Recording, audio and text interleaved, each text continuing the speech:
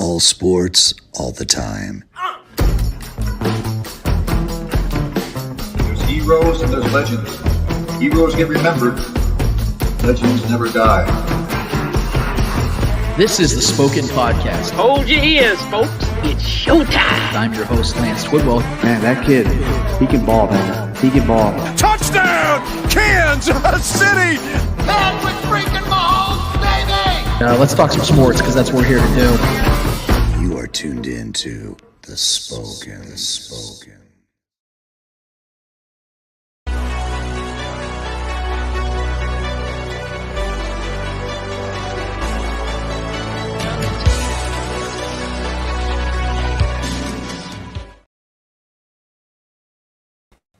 This is the Spoken Podcast. I'm your host, Lance Twidwell, here inside the Starcade Media Studios with my guys, Trevor Twidwell Was good. and Eddie Ortiz. Yo. Episode 207 in full swing, full motion.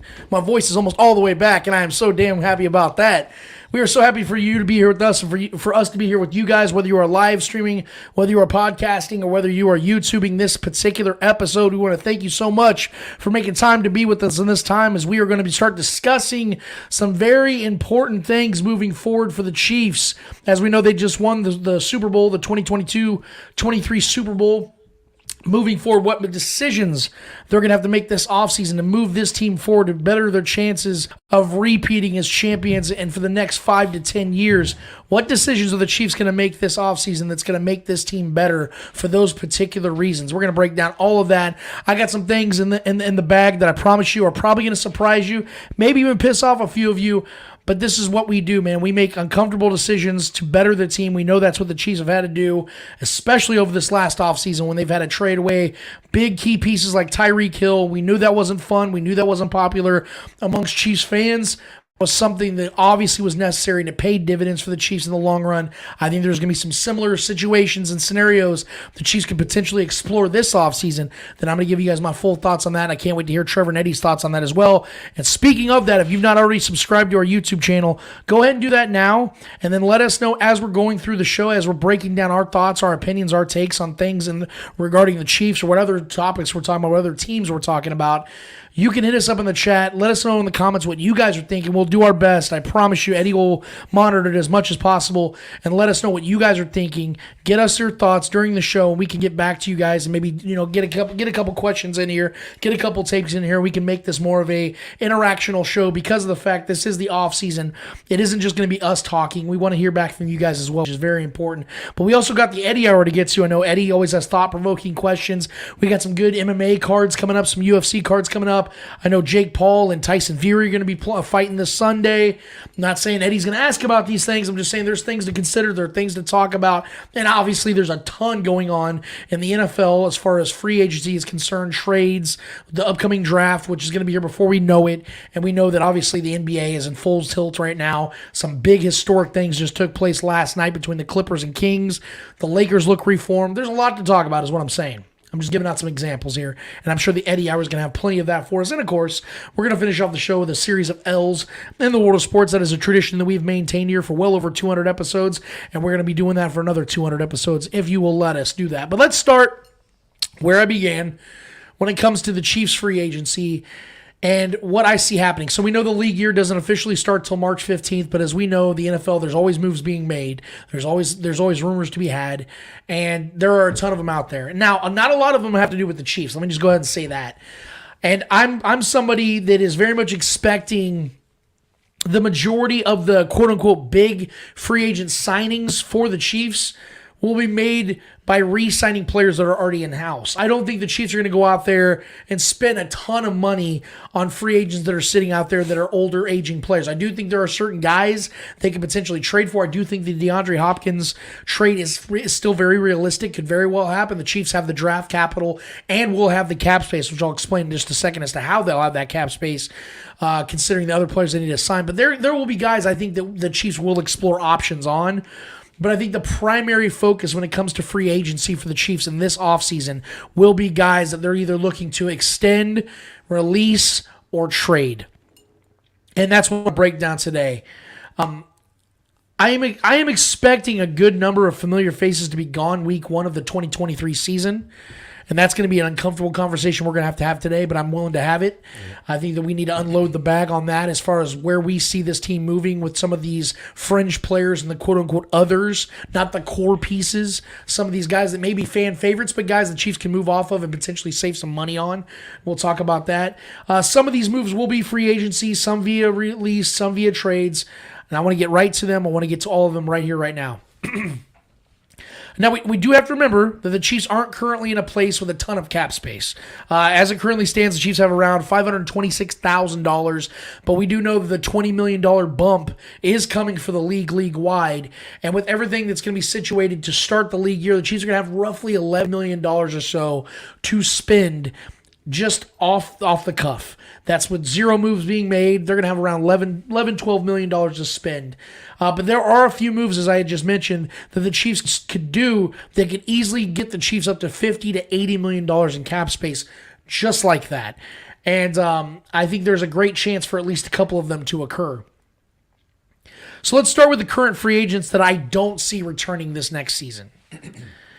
I think the obvious one that we all know, he went out on top. Chad Henne announced his retirement. I don't envision that he's going to pull a Tom Brady where he's going to decide to come back 40 days after announcing his retirement and come back as the greatest backup quarterback in the history of the Chiefs franchise. Anything is possible, sure, but I do think that he's going to set his sails in free agency. I do entertain the thought that he could come back as like a quarterback's coach or an assistant coach, some sort of consultant for the Chiefs because he has a really good maintained relationship here since 2018. I can see something like that, but as a player, I don't envision Chad Henne will be back. That guy was a major run of both of our Super Bowl runs. Absolutely. A major part of both of our Super Bowl runs. And he deserves all the credit in the world for what he was here, but I do think that he really is retiring as an NFL player. Another player that I don't think is going to return, I think will likely follow the footsteps of Chad Henne, is Carlos Dunlap.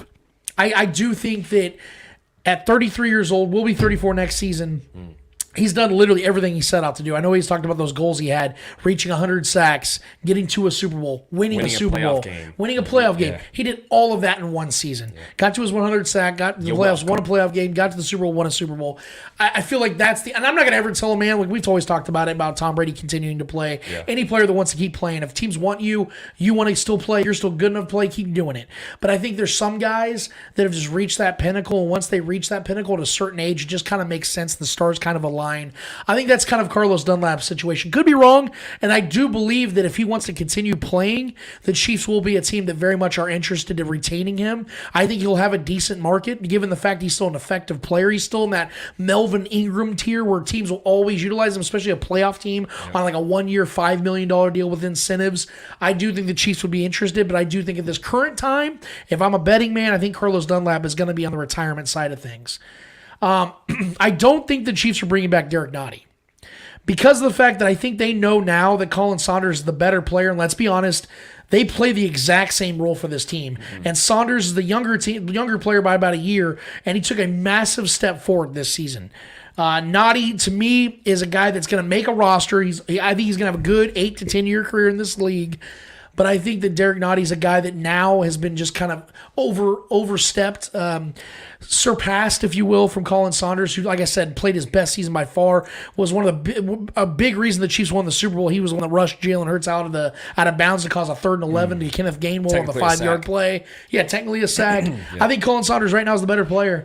And because of the fact they're so identical, I think that Derek Nottie's on the outside looking in. And Nottie would be the cheaper guy to keep, though, wouldn't he? Because Colin Saunders is probably going to demand a little bit more money.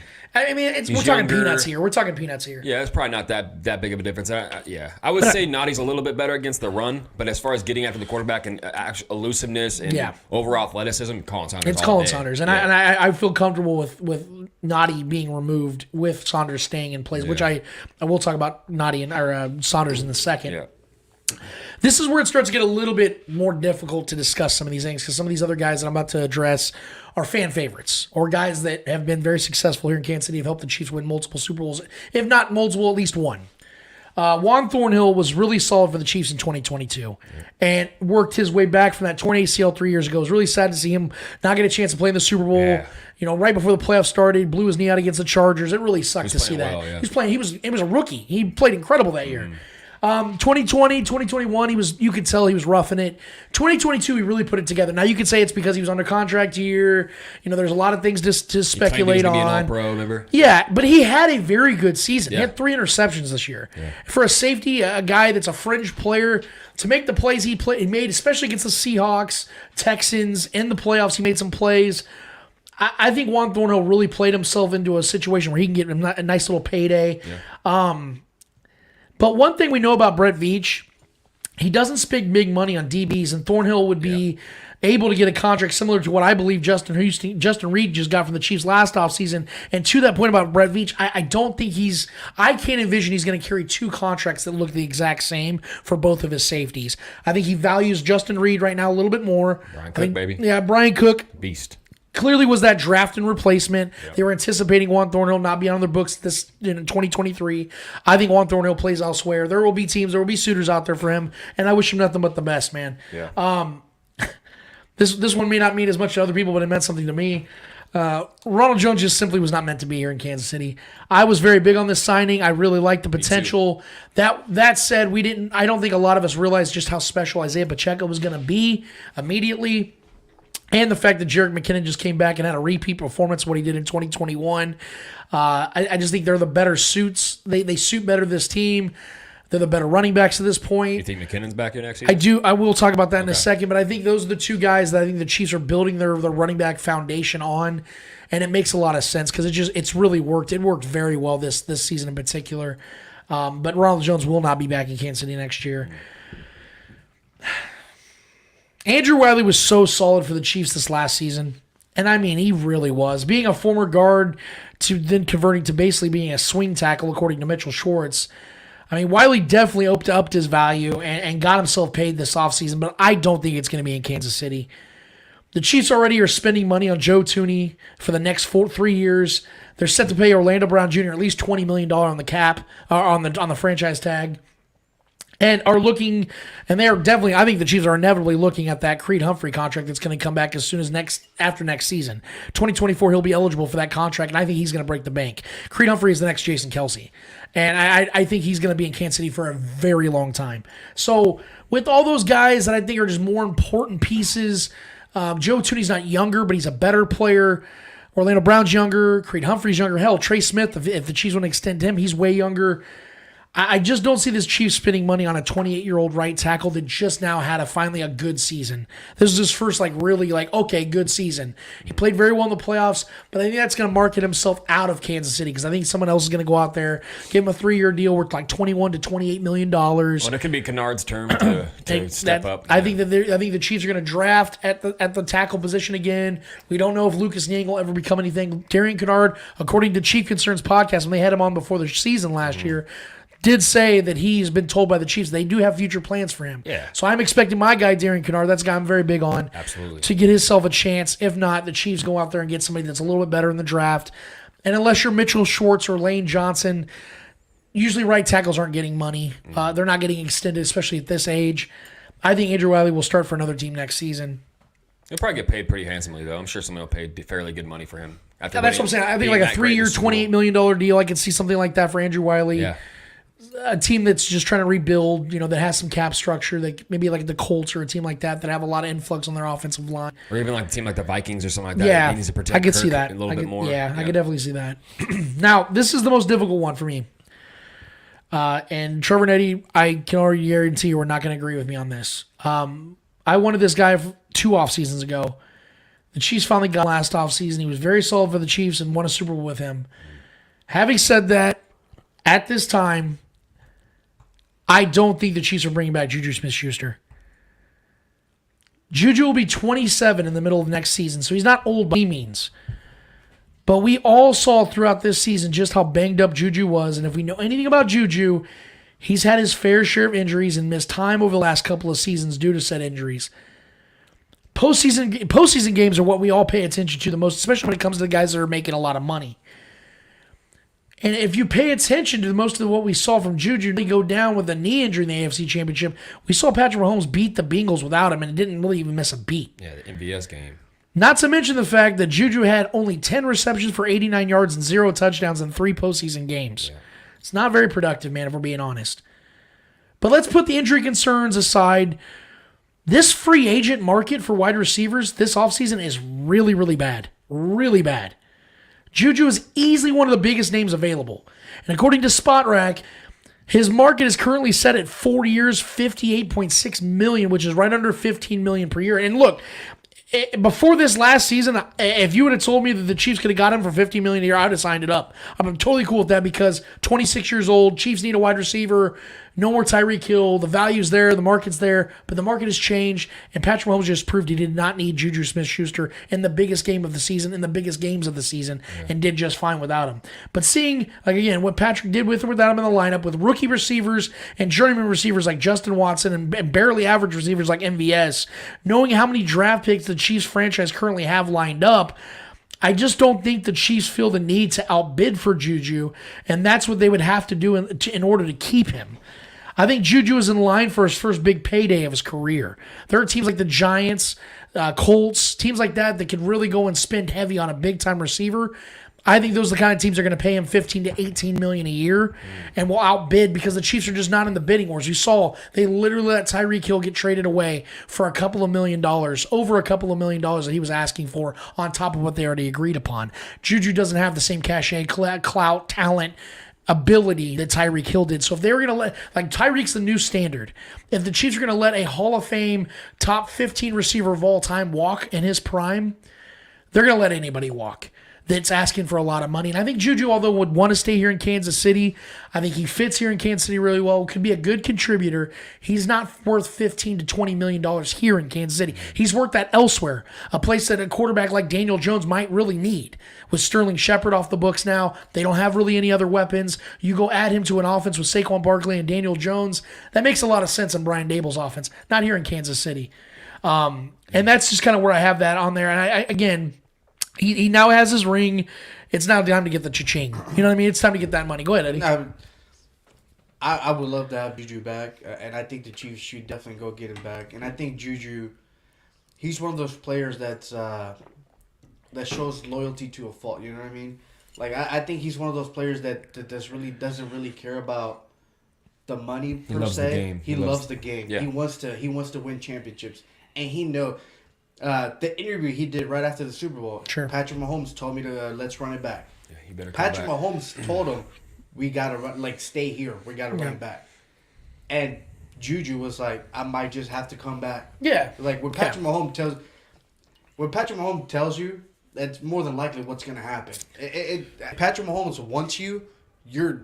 I don't disagree, but here's what I'm saying. Patrick Mahomes want to collide too. If Juju, here's my point. And they got him. Let's say Juju was Tyreek Hill in 2 years, where he had a humongous extension, and then came to Kansas City. I could see him saying, "Look, I'm going to shave off $5 to $8 million off this next contract. I'm going to stay here because rings now are my importance." Yeah, Juju's never really been paid. He's never been paid. Yeah. He's on a rookie deal, back-to-back 1-year deals in Pittsburgh, and now a 1-year deal in Kansas City. Yeah. He's made about $14-15 million in his career. You go and get he can legitimately go and get a $65 million contract somewhere. And I think that, although I agree that Juju would love to stay in Kansas City, I think with the money that's going to be out there, again, because of the market, the lack of big-time free agents there's no Antonio Browns in his prime. There's no DeAndre Hopkins sitting around. There's no Devontae Adams sitting around. And I think that's going to be a big reason as to why the Chiefs will want to retain Juju now that we have him, because the wide receiver market this offseason is trash. There's really nothing out there other than you trading for players, but at the same time, you can't really. You're not going to be the only team trying to trade for let's say DeAndre Hopkins. There's going to be a lot more teams with better draft capital that can trade for DeAndre Hopkins. Maybe not. You see, the reality of this season being what. Juju's last pick of the first round. Would you say it's safe to say, because Juju had 933 yards and 5 touchdowns this season, right? I had to go check his stats. He had 933 yards and 5 touchdowns. You would say that more than likely is going to be at the apex of what he would do in Kansas City over the next 3 years on average as far as production, okay? Is that worth you $15 to $18 million a year? It's not. No. And if Juju was a receiver that was giving you 1,100 to 1,200 yards, 8 to 10 touchdowns, you pay him 15 or 20, and you take that as a steal. Well, I but think, because he's not the producer like a Tyreek Hill, a guy like that, you have to kind of set a standard. You have to say, we can't pay this guy. We can't outbid him with the Giants and other teams like that are going to spend money. On top like of his individual production, it also, I think, dampers him a little bit, too, with the new acquisition and production of Sky Moore in the Super Bowl having a big play. Obviously, that's going to bleed into next year. I fully believe that. And then Kadarius Toney's, right. Obviously another guy who has moments where he can be injured as well. But Juju's not much different, man. Juju's kind of had a history of injuries as well, and he's got old knees. He's an older 24, 25-year-old guy. He's been in this league for a long time. He came in, I believe, at 20 years old. So he's already been in the league for a handful of years and already has a handful of injuries. You know what I mean? So I love Juju as a person. And if we bring him back, we find a way. It all comes down to numbers. If Juju was to come back and say, hey, give me a 3-year, $28 million deal. Bet. Let's do this shit. Chiefs Kingdom, He's let's go. not, though. Because the market's too substantial. Like, you would be an idiot Yeah. to be a player at his position, just won a Super Bowl that's in the middle, your prime years, to turn down an extra $30 to $40 million that someone else is offering you. Well, like, I think it really comes down to, I think the Chiefs are going to offer him a contract. Yes. I think that's going to happen. There's going to be something on the table. They like him a lot. It's going to come down to, because he's going to get something more hefty offer somewhere else. Right. You know what I mean? So it really comes down to what does he want more. Right. Because the Chiefs are not going to match whoever else is out there. No, because if you look back, he even said that he turned down a lot more money just to come play with. Well, he got Kansas his City. ring. He says He got that. his ring, though. He says that, but we've never had that actually confirmed. But now that he's a champ, that changes things. But that makes though. sense. But I mean, because I last can year's see market that. was different. I can see Last that, year's though. market, he wasn't one of the top tier names in free agents. Listen, do you guys think he is now? Do you think But Tyreek would have? I know these are two very different players, and they obviously carry much of a different weight in this league. But do you think Tyreek would have left if he never got a ring here? I don't think so. I don't think he'd be going for the bag if he wasn't a champ.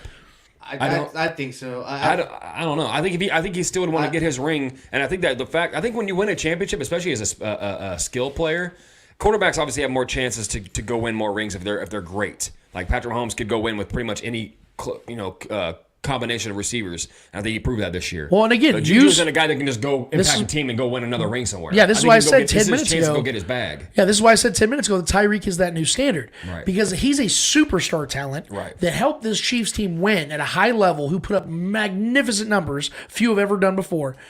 And the Chiefs were still not willing to outbid the Dolphins for him. Right. So if the Giants, I keep using the Giants, but I'm just looking at a team that has cap space and can use a wide receiver like Juju. Let's say a team like them or the Bears, thank you. Sure. Another team like that that's saying, look, dude, I know the Chiefs are coming in at, let's just say 12 to 15, like 12 to 15. That's like their bar. We can up that to 15 to 20. And that's annual. Yeah. If we can give you an additional 5 to 10 a year. Bro, and I want that for him. And you can, you can make that guaranteed money, and you already got your ring. Like, there's no way in the world he's taking. The Chiefs are not going to outbid for Juju Smith-Schuster because they didn't do it for Tyreek Hill. Yeah. So I just don't see the math adding up. Like I said, it all depends on like what Juju does, and like what he's shown is he's loyal. His loyalty to a fault, and I think. But even he left the Steelers. Yeah, a year too late, but yeah. But I'm saying so maybe he doesn't do that again. He left because Big Ben left. That was his guy. If Big Ben would have just stayed there, I think Juju would have came back to the Steelers. But why did he leave? He left to come to Kansas City to what? To win a championship. He accomplished that. So I think at this point he's accomplished that one thing. Now what's the next thing to do? Get that bag. This is if he can go get life-changing money for him and his family. You know what I mean? That for me, I want that for him. Yeah. If that's whether that's here, whether that's somewhere else, I'd rather not pay him that much. You But can do that with I want to see him get really paid. Doesn't matter.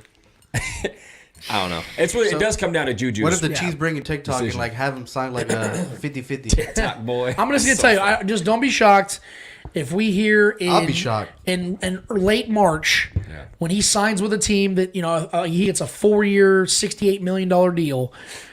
Don't be shocked when you hear the Chiefs are offering him a 3-year, $32 million deal. Like that's what you're gonna hear. The Chiefs did try, but they were way down on the because again. Let's be real. It's business, man. When it comes to the needs aspect, who needs more? Who more? When it comes to facts, who helped who get a ring more? Right. The Chiefs helped Juju get a ring more than Juju helped the Chiefs because in the biggest games of the season, he either didn't show up at all or he was hurt. Let's be real. In the Super Bowl, he was fine. He had 7 catches in the second half. Yeah, he was fine. He was fine. Though. Yes, I'm not sitting here, but let's not pretend like the 2 biggest plays on offense didn't go to rookies or a guy who's essentially a rookie, Kadarius Toney. But he wasn't 15+ mil a year good. Right, like Patrick Mahomes had the biggest scramble of the game. The 2 touchdowns went to Kadarius Toney and Sky Moore. Didn't go to Juju. Juju was a solid player in the game. My point though is, in the evaluation of that game, he was maybe the 3rd or 4th most important receiving option. He was important because of the 3rd downs that they were in, and that he helped get the 1st downs. I didn't say he sucked. I didn't say that he wasn't a contributor. What I'm saying is, you can get what he gave you from a guy that's making $9 million less a year. You could get that from somebody in the draft. You can get that from a free agent pickup. Why wasn't MVS doing it then? No, MVS is a different skill set. That's a different guy. He's a burner. He's a downfield guy. Guys like Justin Watson, not a positions player. Guys have even when Juju was out, guys like Justin Watson have filled in and had big catches on 3rd downs and things like that too. It's more about the rapport with Patrick Mahomes and the trust which they have between each other. If let's say in the Bengals game, let's say in the AFC Championship, when Juju went down with the knee, the offense went to shit and the Chiefs lose. Then we're sitting here going, all right, guys, clearly the Chiefs need Juju. This would be a different conversation because the fact they still went out there. Patrick looked just as great on one leg with no Juju, still won the game, then goes into the Super Bowl with one leg. Juju plays a part. He was like a role player. He didn't play a massive. If he'd went in there and got like 8 catches for 111 yards and 2 touchdowns, I'm sitting here going, all right, man, this guy proved himself in the Super Bowl. We need to get him locked down because that would be the case. Similar to the draft, man. It's a game of chess. You know, it comes down to value, bro. Like, and who lesser about the name. We get caught up on the names a lot, but it comes down to value. This is why the Chiefs outweighed their options with Tyreek Hill. As valuable as he was, those picks became that much valuable, and that played out to be the right decision, right? Because we completely revamped our trajectory of our defense for years to come now because of that move. You know, so. I try to like take the name out of the equation here, and really just go off of the pure value. Is he valuable enough to get that kind of money from us to hamstring us to a guy that could possibly get injured? I mean, anybody can get injured, but Juju with his track record of that, I love Juju, man, and I would love to see him back here. But if he's wanting 15, 16 million a year, I'm not going to go that route. Now, personally, these are free agents though that I am expecting. What if the Chiefs do go that route? Yeah, what if the Chiefs do go that route? I think they overspent. Yeah, I mean, we can survive that. Yeah, I don't think that's a smart business decision. I don't see Brett Veach doing that because again, with Tyreek Hill, like Tyreek Hill is clearly worth $14 million more per year than Juju, and they didn't give him that. Yeah. He was asking for $28-30 million. The Chiefs that's a guy that's never injured. Right. Plays through everything. So that's why I'm sitting here very confidently saying, based on the track record of Brett Veach, they're not going to spend that kind of money on Juju, given what he gave them this year. Especially with the addition of Toney. Yeah, again, if Juju if he played better this season, he played fine. But if he had to put up wide receiver 1 numbers, if he wouldn't have been battling injuries like he has, I would say it would be kind of dumb for the Chiefs not to sign him back. So you think it's less likely that Juju's I think it's less likely he's back because I don't think the Chiefs are going to give him the money that the market's going to demand. And even Juju, as loyal of a player as he is, I don't think he's going to turn down $30 to $40 million. He's a champ now, man. Nobody can take that away from him. Yes. I have no problem if he goes and gets that bag somewhere. And here's for the record, I'm not saying I want him gone. No. I'm saying for the price that the market is set for him with the surrounding. If you go look up Spot Rack on available free agent wide receivers, you're like, there's like one guy maybe that's better than Juju on the entire market. Free agent wise, yeah. So teams are going to look and go, okay, we're about to pay Daniel Jones franchise quarterback money. We got to get this motherfucker a weapon. Yeah. Let's go get Juju Smith-Schuster. Or like you said, Bears. Justin Fields, he has nobody outside of Mooney. They got Claypool too. Yeah, okay, but come on, let's be real. Another guy that's banged up a lot. Juju's way better than Chase Claypool. So it's like you can go and spend money. These other teams that are building their team. The Chiefs are built. The Chiefs are a Super Bowl winning team. There's a different demand for teams per. It's not created for every team the same. So Bears and the Giants and teams like that are more desperate.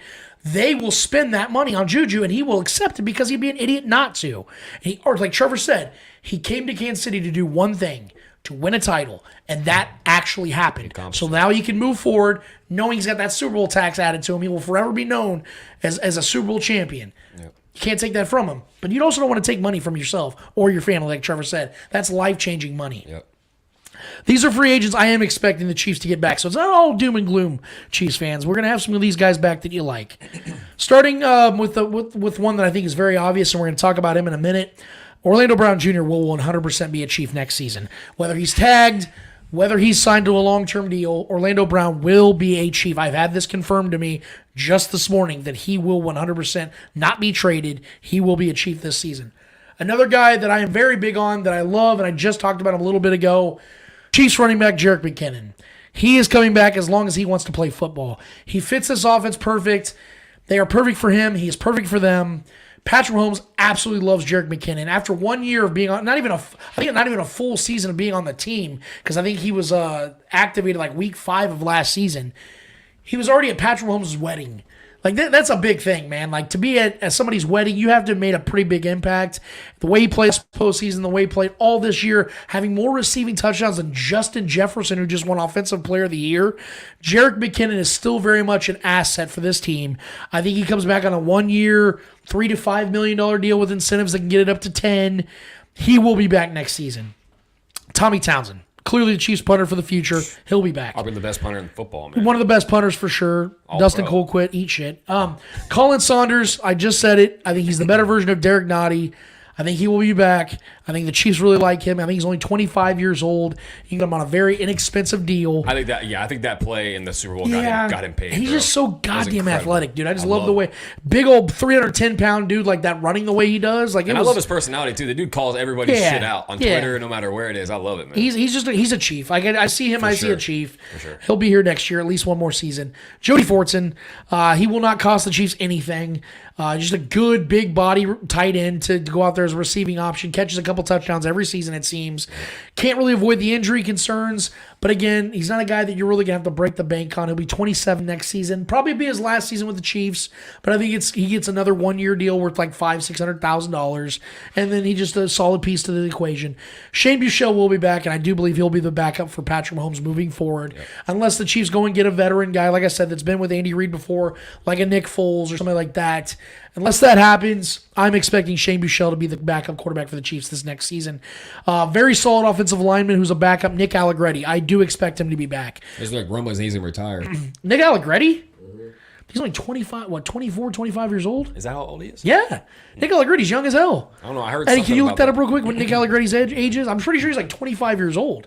But yeah, he won't be expensive.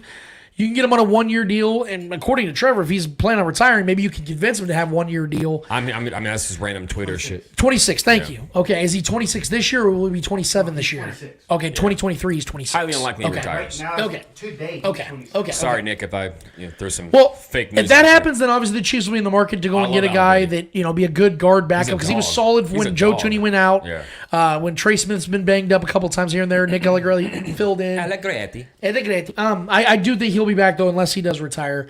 Not something I prefer, but Yeah. Andy Reid loves fullbacks. Michael Burton will be back. Yeah. I'm fully anticipating that. And the final name I want to bring up that I feel great about returning, that is a hot topic for Chiefs fans. I know that will be a hot topic until we know what's going to happen, is McCole Hardman. I really do think McCole Hardman not only will be back, I love it. I think he should be back. And here's why. Although the Chiefs clearly won the Super Bowl without him in the Super Bowl game, you saw throughout the season before he got injured what he's capable of doing and how no one else on this current roster can do what he can do. He is the fastest, most elusive. Well, they have different skill sets, though, because Kadarius is a better route-running receiver.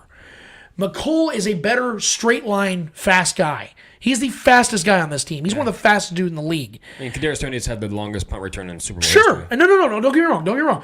I think that Kadarius, he's more elusive. Kadarius is the better package. Do not get me wrong. Yeah. This is not me knocking Kadarius Toney.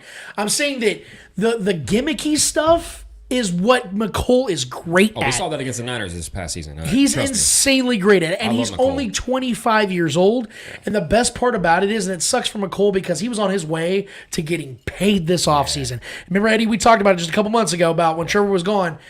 His market was almost at $14 million a year. Yeah. He was setting himself up for a big payday elsewhere. Yeah, he was getting that Zay Jones money. And then he got hurt, and his market just nosedived. Now, as it currently stands, he looks at a 1 year, $10 million contract for wherever he goes. If that's what's gonna happen, Yeah, come on back. Baby. he would be an idiot to leave Kansas City. Yeah.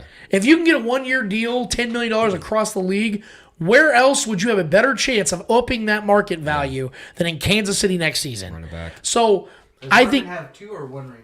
2. he has 2. He was rookie season in 2019. Look, Why not get go 3, look at baby? market value. Go for 3. And here's the thing: the only way I see McCole Hardman leaving is if Eddie's right, where someone's like, "Hey, look, we can get McCole Hardman out of Kansas City for a 3-year, $38 million deal." Do like a Unless that's out there, which I do not envision. Unless that's out there, because he's a very limited receiver. Desperate teams. yeah. True, Some teams but want to that- take McColl away so they can the expose Bears. Chiefs can get exposed. Eddie, Look at the Bears. The Yes. Bears have the money and are desperate. Go look right now at the free. Go look at SpotRack.com. Wide receiver free agents. You will see about 5 names out there that are better than McCole Hardman. Those are the guys that are going to get the bag. Juju's one of the names out there.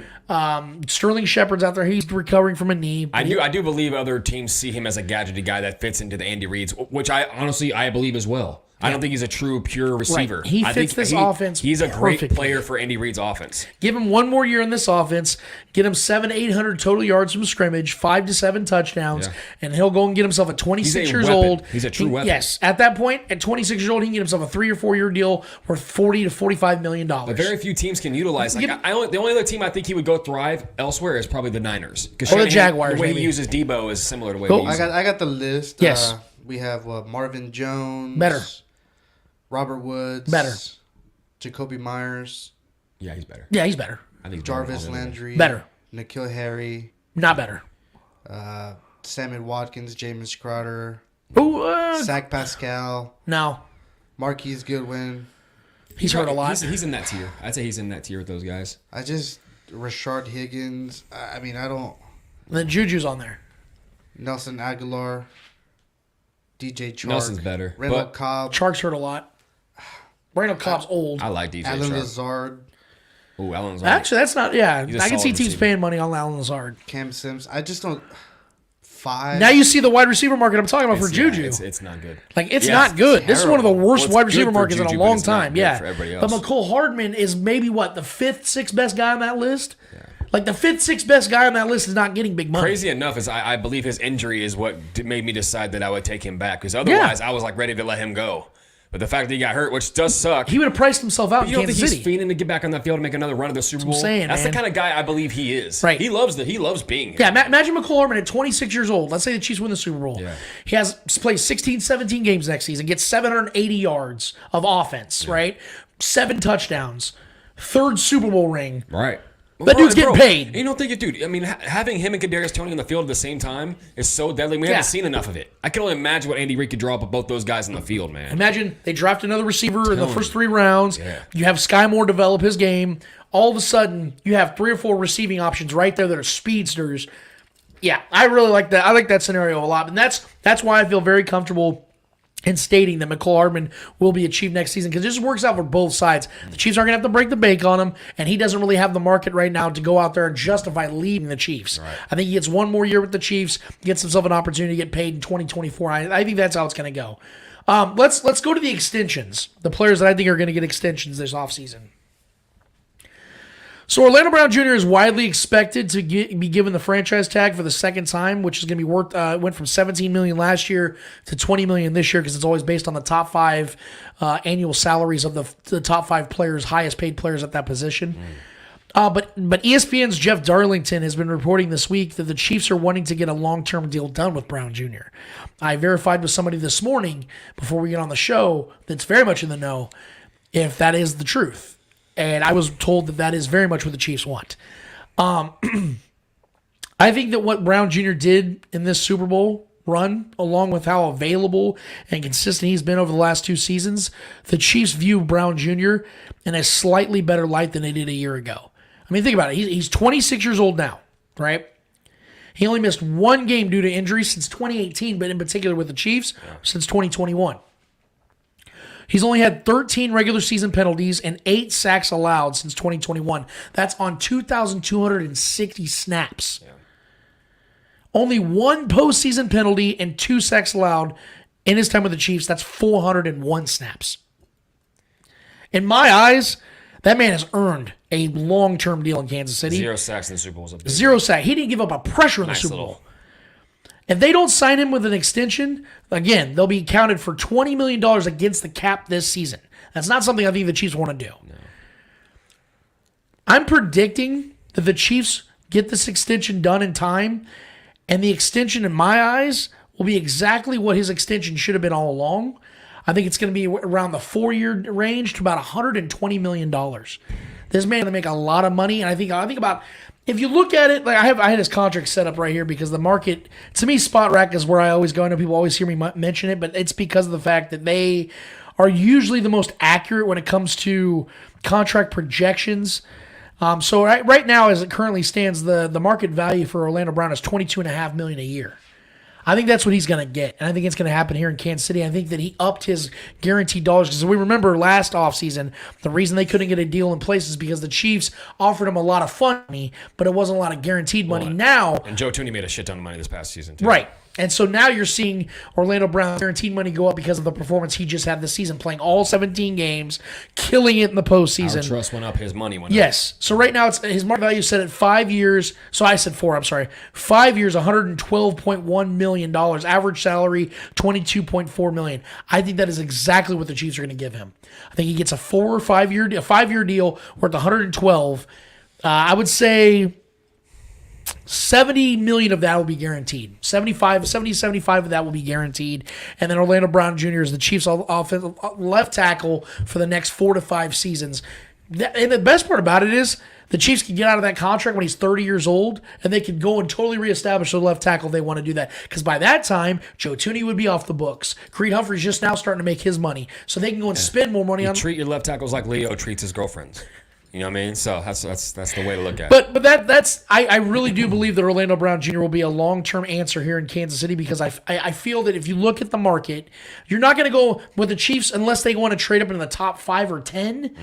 They're not going to go and get a left tackle that is justifiably starting as a rookie. Right. You're not going to go and get a guy at the 97th overall pick and start him day one for protecting Patrick Mahomes' blind side. Yeah. There's not a guy out there in the market that you can trade for that makes sense. There's not a guy in free agency that's better than Orlando Brown Jr. And if he, so what if he other hits option? Free agency, exactly. He's gonna get the bag. From anybody, and we're talking from contenders to pretenders. Yeah. Everybody would spend on Orlando Brown. This is the only option the Chiefs realistically have to protect Patrick Mahomes. And here's the best part: him and Patrick Mahomes have a very simpatico relationship. You talked about Eddie with Juju and Patrick. That is even more so with Orlando Brown Jr. and Patrick Mahomes. This is a guy that Patrick Mahomes significantly wanted 2 off seasons ago. They hang out together almost every day. They went trick or treating together. Right, dude. That's stuff that you can't make up. That's his best friend. So think about Garrett Dieter kind of situation. Both sneakerheads, like Garrett Dieter only was in this team because of Patrick Mahomes' friendship. Right. That's Patrick Mahomes' best friend. This is a slam dunk. This is a slam dunk for the Chiefs because I think he's a top 10 left tackle in this league who's just, guys, think about it. He's just now getting in his prime years, and he's just now getting comfortable in the offense. Like, think about it. 2021, what did I keep hammering home?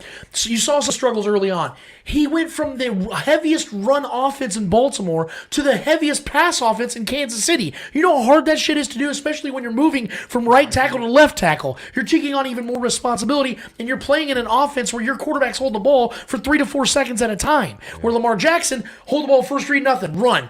It's a lot easier to be left tackle in that kind of offense. It's way more difficult in Kansas City. You saw him this season. This man was a top 10 left tackle in this league. I don't give a shit what anybody tries to tell me. He played his ass off this season, and in the biggest games, on the biggest moments, that man was nails. That is all you can ask for at left tackle to protect Patrick Mahomes, and that is exactly what he did. That's why he's going to get paid. I'm going to owe you $50 because I remember we made that bet if he's going to be the guy moving forward or not, so I'm prepared that $50. Oh, don't worry. I didn't forget. Oh, I don't forget either. I'm a man of my word. I have the Venmo still waiting. I was going to hit click.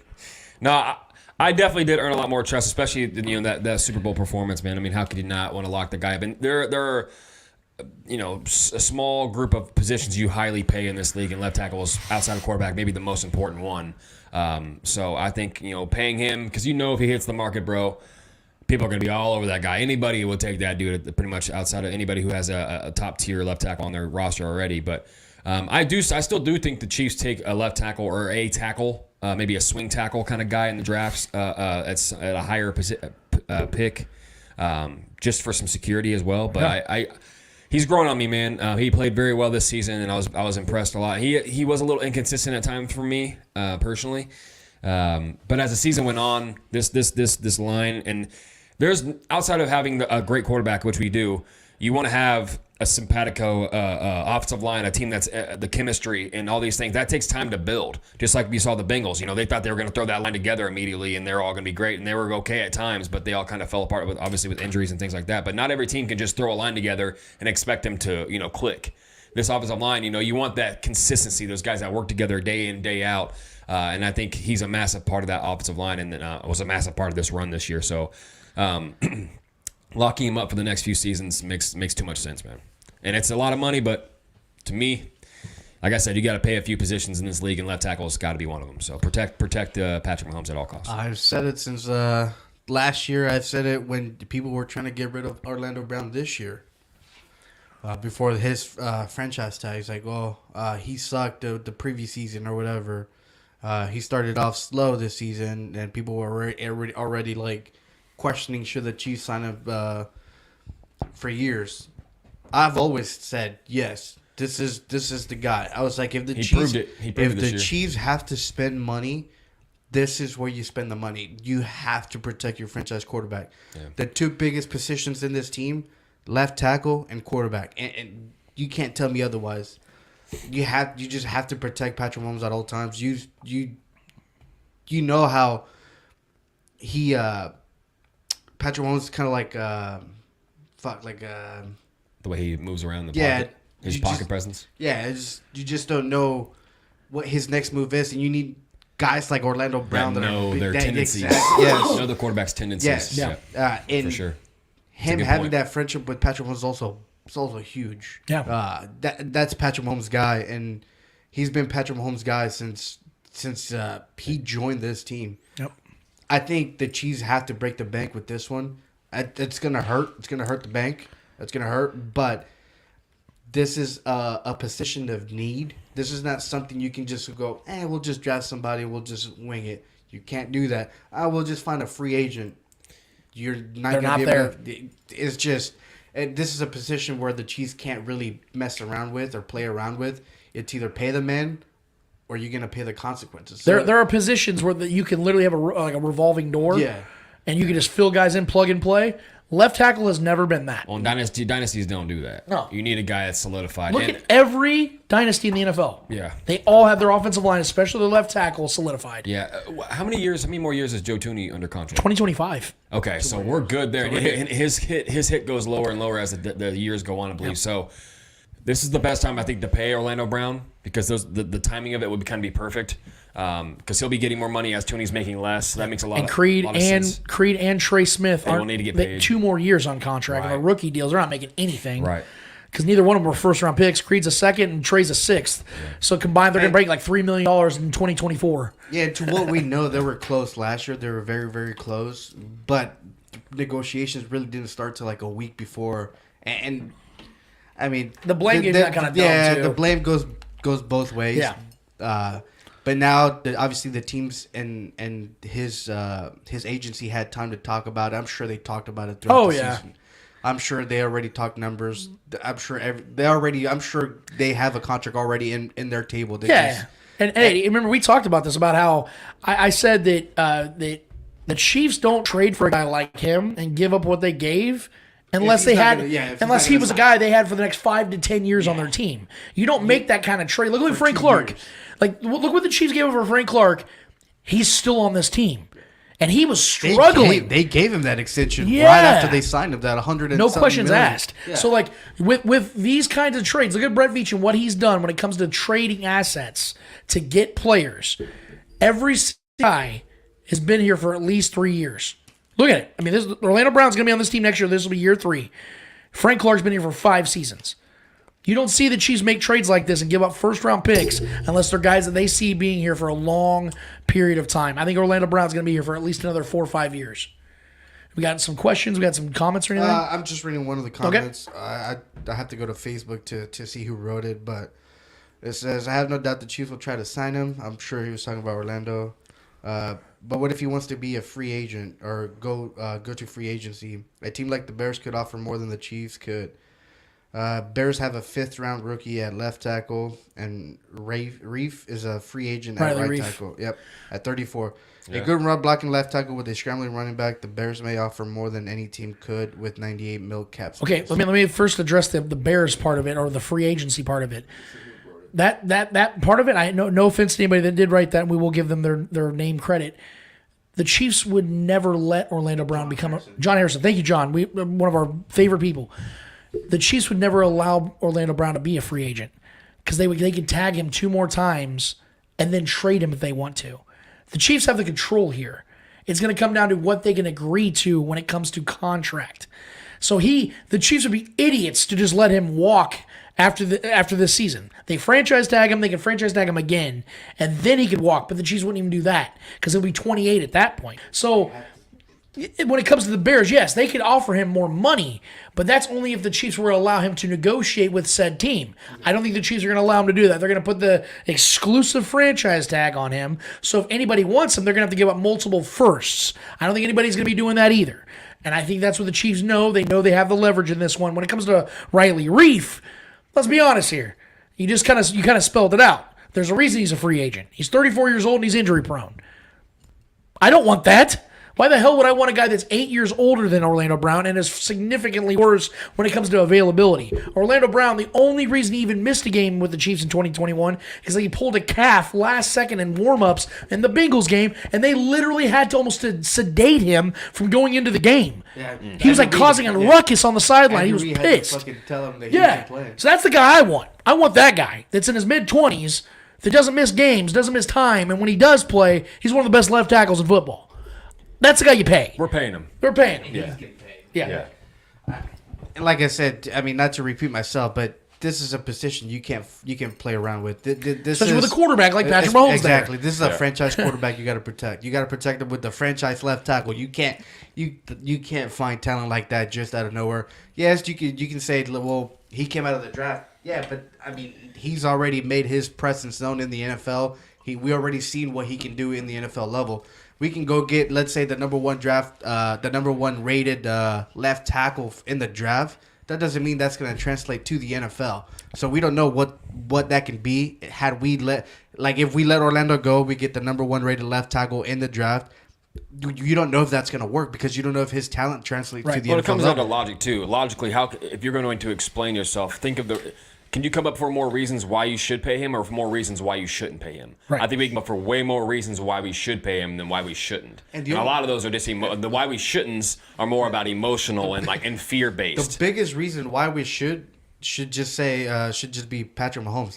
That is literally the only reason. And let me bring this up. Let's say the Chiefs were in the market of trading Orlando Brown right now in the hopes that they can get in the market of getting one of these best left tackles in this market. And I'll be honest with everybody here, viewing and listening audience included, I haven't really scoured the college ranks as far as what the left tackles look like in this draft. I'll do that later on when we start talking about the draft. But let's say there's a guy that's projected to be in the top 15 in this draft, right? It's a left tackle, surefire, can't miss, the next Jonathan Ogden, right? Let's say he's the next Willie Roaf.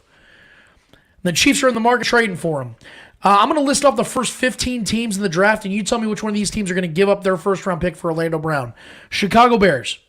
Say yes or no. You're going to give up the number 1 overall pick for Orlando Brown, yes or no? Number 2, Houston Texans. No. Number 3, Arizona Cardinals. No. Number 4, Indianapolis Colts. No. Number 5, Denver. No. They actually give that to Seattle. I'm sorry, Seattle. Yeah. No. Their tackles are solidified. The Lions, number 6.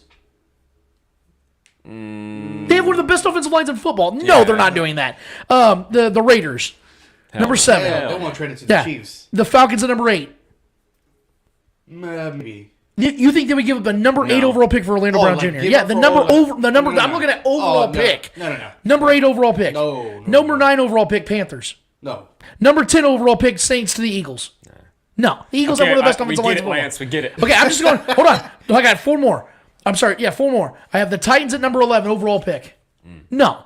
Number 12 overall pick to the Texans again. No. That's the top 12 picks right there. Yeah. That's the area the Chiefs would have to trade into just to get there. And they'd have to add more picks into the equation to get to that place. See how this doesn't make sense? You're starting to, it's not realistic, and the Chiefs have to give up too much just to get there. They'd have to sacrifice a 26-year-old left tackle just to get in the market of getting a 21, 22-year-old left tackle who's, like Eddie said, who would be unproven to begin with. Right. So it doesn't even make sense to do that. And that's the only logical one, if you want to even call it logical, to replace Orlando Brown. And that's not even logical. So I understand Riley Reif's out there. Riley Reif at this point is a glorified backup right tackle. He's too old. He's too banged up. And his market just isn't there, man. There's no reason in the world why the Chiefs shouldn't pay the money that it demands to get Orlando Brown Jr. He went on it. He bet on himself. He did not accept that contract last year and went into this season and had an even better season. Had one of the best seasons that a left tackle's had in Kansas City in quite a while, to be honest with you. He bet on himself. Bet on himself, and when he's going to get that money. I think he's going to get $30 million more attached to that guaranteed dollar figure than what the Chiefs offered last season. Yeah. The next guy that's going to get restructured this offseason is Chris Jones. Look, he's entering the final year of his 4-year, $85 million extension he and the Chiefs agreed on in 2020. Since then, he's only helped the Chiefs host 3 more AFC Championship games, got 2 more Super Bowl appearances, and 1 more Super Bowl title. And even with his massive 2022 campaign that got him his 4th All-Pro selection, his 4th season with at least 9 sacks, and his 2nd ring in just 7 NFL seasons, even with all that considered, Chris Jones' current contract simply isn't going to make sense for the Chiefs moving forward in 2023. As it stands, Chris Jones has a cap number of $28 million against the cap, which includes a $19.5 million base salary. The Chiefs are not going to leave this as is. No. 100% not. Yeah. And the Chiefs have options here. Look, guys, the Chiefs have legitimate options here. With Orlando Brown Jr., they really don't have any options. Mm-hmm. With Chris Jones, they do. And I'm going to break those down. The Chiefs could cut Chris Jones before June 1st and immediately save $21 million in cap space. Just by doing that. The Chiefs could trade Chris Jones, and my God, could you imagine the haul they can get back for Chris Jones at 28 years old? Yep. You're talking about multiple first-round picks for Chris Jones. And you still save the $21 million. That sounds pretty fucking good. You can move to the top 12 with Chris Jones. I think that you can get in the top 15. I don't know. Top 12 is pretty pricey. Top 15, I can see a top 15 pick for Chris Jones. But yeah, you might be right, Eddie. The Saints or the Falcons might shock me and give up one of those picks. Maybe you're right. But you know what sounds even better? The Chiefs extending Chris Jones, rolling over his $18 million of salary into a signing bonus and spread that over the next 3 or 4 years, saving the Chiefs anywhere from $18 to $20 million in cap space anyway, and keeping the best interior pass rusher in the league. That's including Mr. Aaron Donald. Yeah. Chris Jones is the best in the league right now at what he does. It's a no-brainer. And he's in his prime. And he's showing no signs of drop-off. I will forever go back, man. When it comes to these types of things, I will forever go back to when we had our guy BJ Kissel on this very show talking about this very thing. And he said it, and it will stick with me forever as long as Brett Veach is the GM of the Chiefs.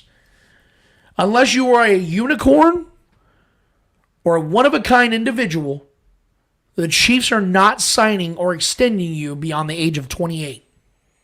And that has been consistent. Yep. And ever since BJ said that, I'm like, holy shit, he's right.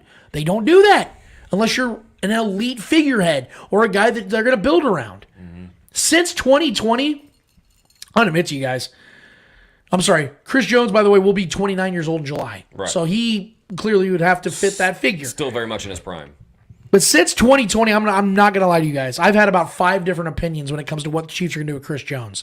I've been on the side that this will be his final year. They're going to trade him. They're going to sign him. They're going to release him. Like I've said pretty much everything there needs to be said about Chris Jones and what the Chiefs are going to do because I've had no clue over the last 3 years of what they were going to do. Yeah. I honestly thought they were going to trade him after the 2019 season when the Chiefs won the Super Bowl because, quite frankly, if we're being honest here, and I'm the biggest Chris Jones fan around, the Chiefs were winning playoff games literally without him in the lineup against the Texans, down 24-0. Chris Jones didn't play in that game. Yeah. Against the Titans, didn't play very well. Chiefs still won that game. And in the Super Bowl against the Niners, played decent, didn't get a sack though. Chiefs won the Super Bowl. I'm thinking, man, going from 15.5 sacks in 2018 to 9 sacks, maybe this guy's window just wasn't as big as we thought it was. And although he's extremely talented, maybe he's on a decline even in his mid-20s. Yeah. I think it's safe to say the Chiefs made the right choice and extended him in 2020 because, like I said, he's already done what few Hall of Famers could ever do in a short window of time. And because the fact that in my eyes and everybody that has working eyeballs, Chris Jones is being a unicorn and a one-of-a-kind individual. He is by far the best interior defensive lineman in the league. Yes, again, that includes Aaron Donald. And there's been zero drop-off in Chris Jones' game and ability. I genuinely believe he is one of the truly great interior pass rushers of all time. And I think that's only going to continue. I think because of the fact that people are saying that Tyreek Hill got traded, so therefore Chris Jones is going to be the same guy, there's been a misconception here. Tyreek Hill wasn't as valuable to this team in totality as Chris Jones. You guys remember a couple years ago when we had this very talk? So? No, hold on. Remember we had this talk about who would you pick long-term, Chris Jones or Tyreek Hill? We all said Chris Jones. We all said Chris Jones. And it's not because we don't love Tyreek Hill. But we all know that Patrick Mahomes can do damage with or without Tyreek Hill. Yeah. You lose Chris Jones, how do you replace? You can't just replace Chris Jones. Yeah. He's not a guy that you can say, okay, let's trade him away. 15 and a half and we'll sacks, be good. baby. Yeah. It's his production. It's his consistency on being on the field, available almost every single game of his career. The fact this man is a true leader. He's the mic'd up video during the Super Bowl of telling all of his guys to sit down, take a breather because he knows they're going to be right back on the field. That's the kind of guy that's constantly in the game. Mm-hmm. He knows what he's doing all the time, even when he's not on the field. He's leading the men. So you have a leader, you have an insane producer at an all-time level, and a guy that's helped you win at an historic clip, unlike anything we've ever seen in franchise history. And he's only going to be 28. He's only 28 years old. So Tyreek Hill, as great as he was and how valuable he really was, Tyreek was insanely valuable. He's a unique talent, maybe the most unique talent we've ever seen in the NFL. Chris Jones for this team, with Patrick Mahomes leading the way, is a more valued commodity. So you can't compare the two when it comes to extensions. Confirmed this season. It's been confirmed. Yeah, it was confirmed.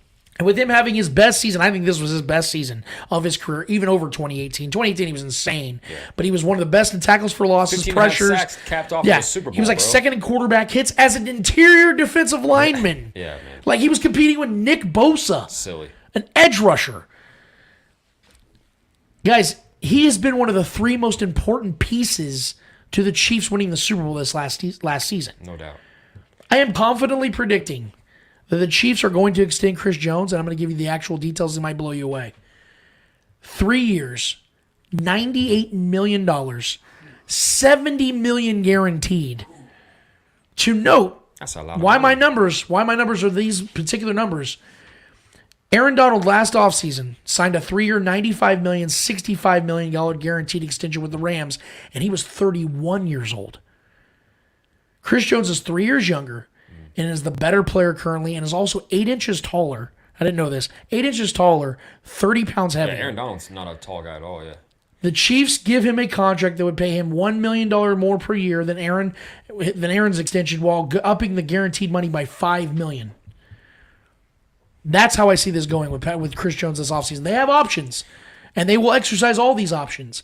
But I think the best option of them all is solidifying the best interior pass rusher in the league by a wide margin in his prime for the next 3 years, giving him 4 more years on contract with the Chiefs and getting him the money he deserves. I'm assuming we have some comments. From Shaggy Shane. Zero. He's first with Orlando Brown Jr., how we were talking right before Chris Jones. Orlando Brown Jr. has too much bad film consistently posted by Nick Jacobs. Former Chiefs player Team Grunhard says to pay him top 5 money, but not top 2 money. I agree with Grunhard. And then he goes to say, Chris Jones is the heart and soul of the defense. He's indeed getting extended. Yep. Well, we definitely agree on Chris Jones, so I'm glad that Shaggy sees it that way. The thing about Orlando Brown Jr. is, and this is the whole thing I told Trevor last offseason. Yeah. No, I'm with you on this now. This is what I've always been telling people. Yeah. Just because you're not the best player doesn't mean you're not going to get the best money. Lamar Jackson is about to reset the market. So is Joe Burrow and so is Justin Herbert. None of them are the best quarterback in football. Facts. In fact, by this time next season, during next offseason, Patrick Mahomes will be about the 8th or 9th highest paid quarterback in the league. You know what I'm saying that sounds? How crazy that sounds? The best quarterback in the league by a mile is going to be barely in the top 10 at highest paid quarterback. So it doesn't matter that you're the best in the league at what you do. It's the market that is presented to you. Think of it like real estate. It's real estate. Yep, Thank you. Exactly. It's about where you're at when you're there. Yep. Orlando Brown Jr. is not a top 5 left tackle. He sure as shit and a top 2 left tackle. He's not. But he's going to get that money because that's where the market is at the current time and place when he's eligible for a 0 sacks. Like, this guy's going to get the bag whether you like it or not. I agree because I've seen that video that Nick Jacobs has very much provided, and I appreciate what Nick Jacobs does. He's very, very knowledgeable. Yeah. And there is bad film out there on Orlando Brown. You know where else there's bad film on? Trent Williams giving up a sack to Frank Clark in the end zone. In week 8, week 9? Yeah. Yeah. There's bad film on everybody. And Trent Williams is the standard. The best left tackle I've seen in years. Yep. So there's bad film on everybody. That doesn't take away from what Trevor just said. The fact that in the biggest games, on the grandest stage, against a pass rush that I was told was going to rip Patrick Mahomes apart, the best since the 85 Bears, it was the Orlando Brown Jr. bitch slapped those motherfuckers. Yeah. He bitch slapped them. He tossed those dudes around. Even Andrew White is bitch slapped. I'm telling you, dude. Maybe it's the rabbit tail he likes to carry around. I don't know what it is. All I do know is Orlando Brown Jr. has come up big in the biggest games. Yeah. And that's what I'm looking at. You pay those guys. Obviously, you want them to play well in the regular season. That's what gets you to the postseason. I wish we could pay him top 5 instead of top 2 money. I wish we can get away with that, but he's like you said, it's going to demand. But in 2 years from now, Orlando Brown's going to be the 6th or 7th highest paid left tackle. Right. Because somebody else is going to get that money. A young 22, 23-year-old stud left tackle that just started his career is going to get that money in 2-3 years. And then we're not going to sit here and talk about it anymore. Because you guys remember, just 2 years ago, we're looking at Patrick Mahomes' contract going, holy shit, that is like, whoa, how did he get that much? What the fuck? Now we're looking at it and go, dude, we got Patrick Mahomes on a steal, dude. He's holy shit. Like 5th, 6th highest paid quarterback. Exactly. Deshaun Watson, exactly. And the wait, like I said, you have 3 superstar quarterbacks getting extensions this offseason with Burrow, Lamar Jackson, and Justin Herbert. What they're going to make, guaranteed wise, is going to blow Patrick Mahomes' money out the water. Not even mention Derek Carr, whatever he gets in his contract. I was just about to say this. Pay attention to those guys, but pay more attention to what Derek Carr gets. The future Hall of Famer Derek Carr? Is that what we're talking about right now? Fucking Christ, man. I love it. I love that quote so much. But pay attention to what Derek Carr. I think that can help reset the entire market because I think these teams are going to wait on what Derek Carr gets to sign Lamar Jackson, Justin Herbert, Joe Burrow. I think they're going to wait and see what he gets to kind of go off of that. That'll be my because Derek Carr's not a top 5 quarterback. Top 10, no. He's fringe top 12. He's top 12, top 13. Because Jalen Hurts jumped a lot of people. For sure. Jumped. I mean, I had him when going into this season. I had Jalen Hurts at 19th overall. People thought I was crazy for that. I remember one of our guys. I had one of our guys in the spoken was like, "Bro, you are an idiot." They literally called me an idiot for having Justin Hurts. They thought it was too high. They thought I was too high on Jalen Hurts. I had Jalen Hurts at 19. People were like, "Bro, he's not that good." And now he's without question a top 10 quarterback in this league. It's not even questionable. He had to put it together up here. That's how quick this stuff changes. And the other guy. Yeah. He could get himself a $50 million a year contract. Oh, he's going to get paid. That could happen this season, this offseason. Yeah, so that's my point, is that just because, like I said, you're not the best in the league, doesn't mean you're going to get paid like it because you're going Jones out here asking for $45 million. At one time, Derek Carr was the highest paid quarterback in the league. At one time, Matthew Stafford was the highest paid quarterback in the league. Yeah. Drew Bledsoe. Those guys, all those guys have reset the markets. Because the market never the best quarterback in the league. Yes, sir. So Orlando Brown Jr. is probably never going to be the best left tackle in football. That does not mean that he should not get top 2 to top 5 money because that is what the market stands. Just a little quick note before I get to the most controversial part of my entire take. Oh boy, shit. And trust me, it's gonna set some shit ablaze. You just love this shit. Don't you? I will say this. I don't expect Justin Reed to be extended, released, or traded. Justin Reed, I think he's going to be on this team for sure for the next 2 years. Yeah. But I do expect the Chiefs to move his current base salary to a signing bonus, which is going to create about $4 million in cap space. There's nothing that risks it for Justin Reed. He's still going to make all of his money. They're just going to move a few things around. I think that'll be a nice little underrated contract maneuver the Chiefs are going to make that's going to open some money that they could utilize on signing either draft picks or a free agent or two.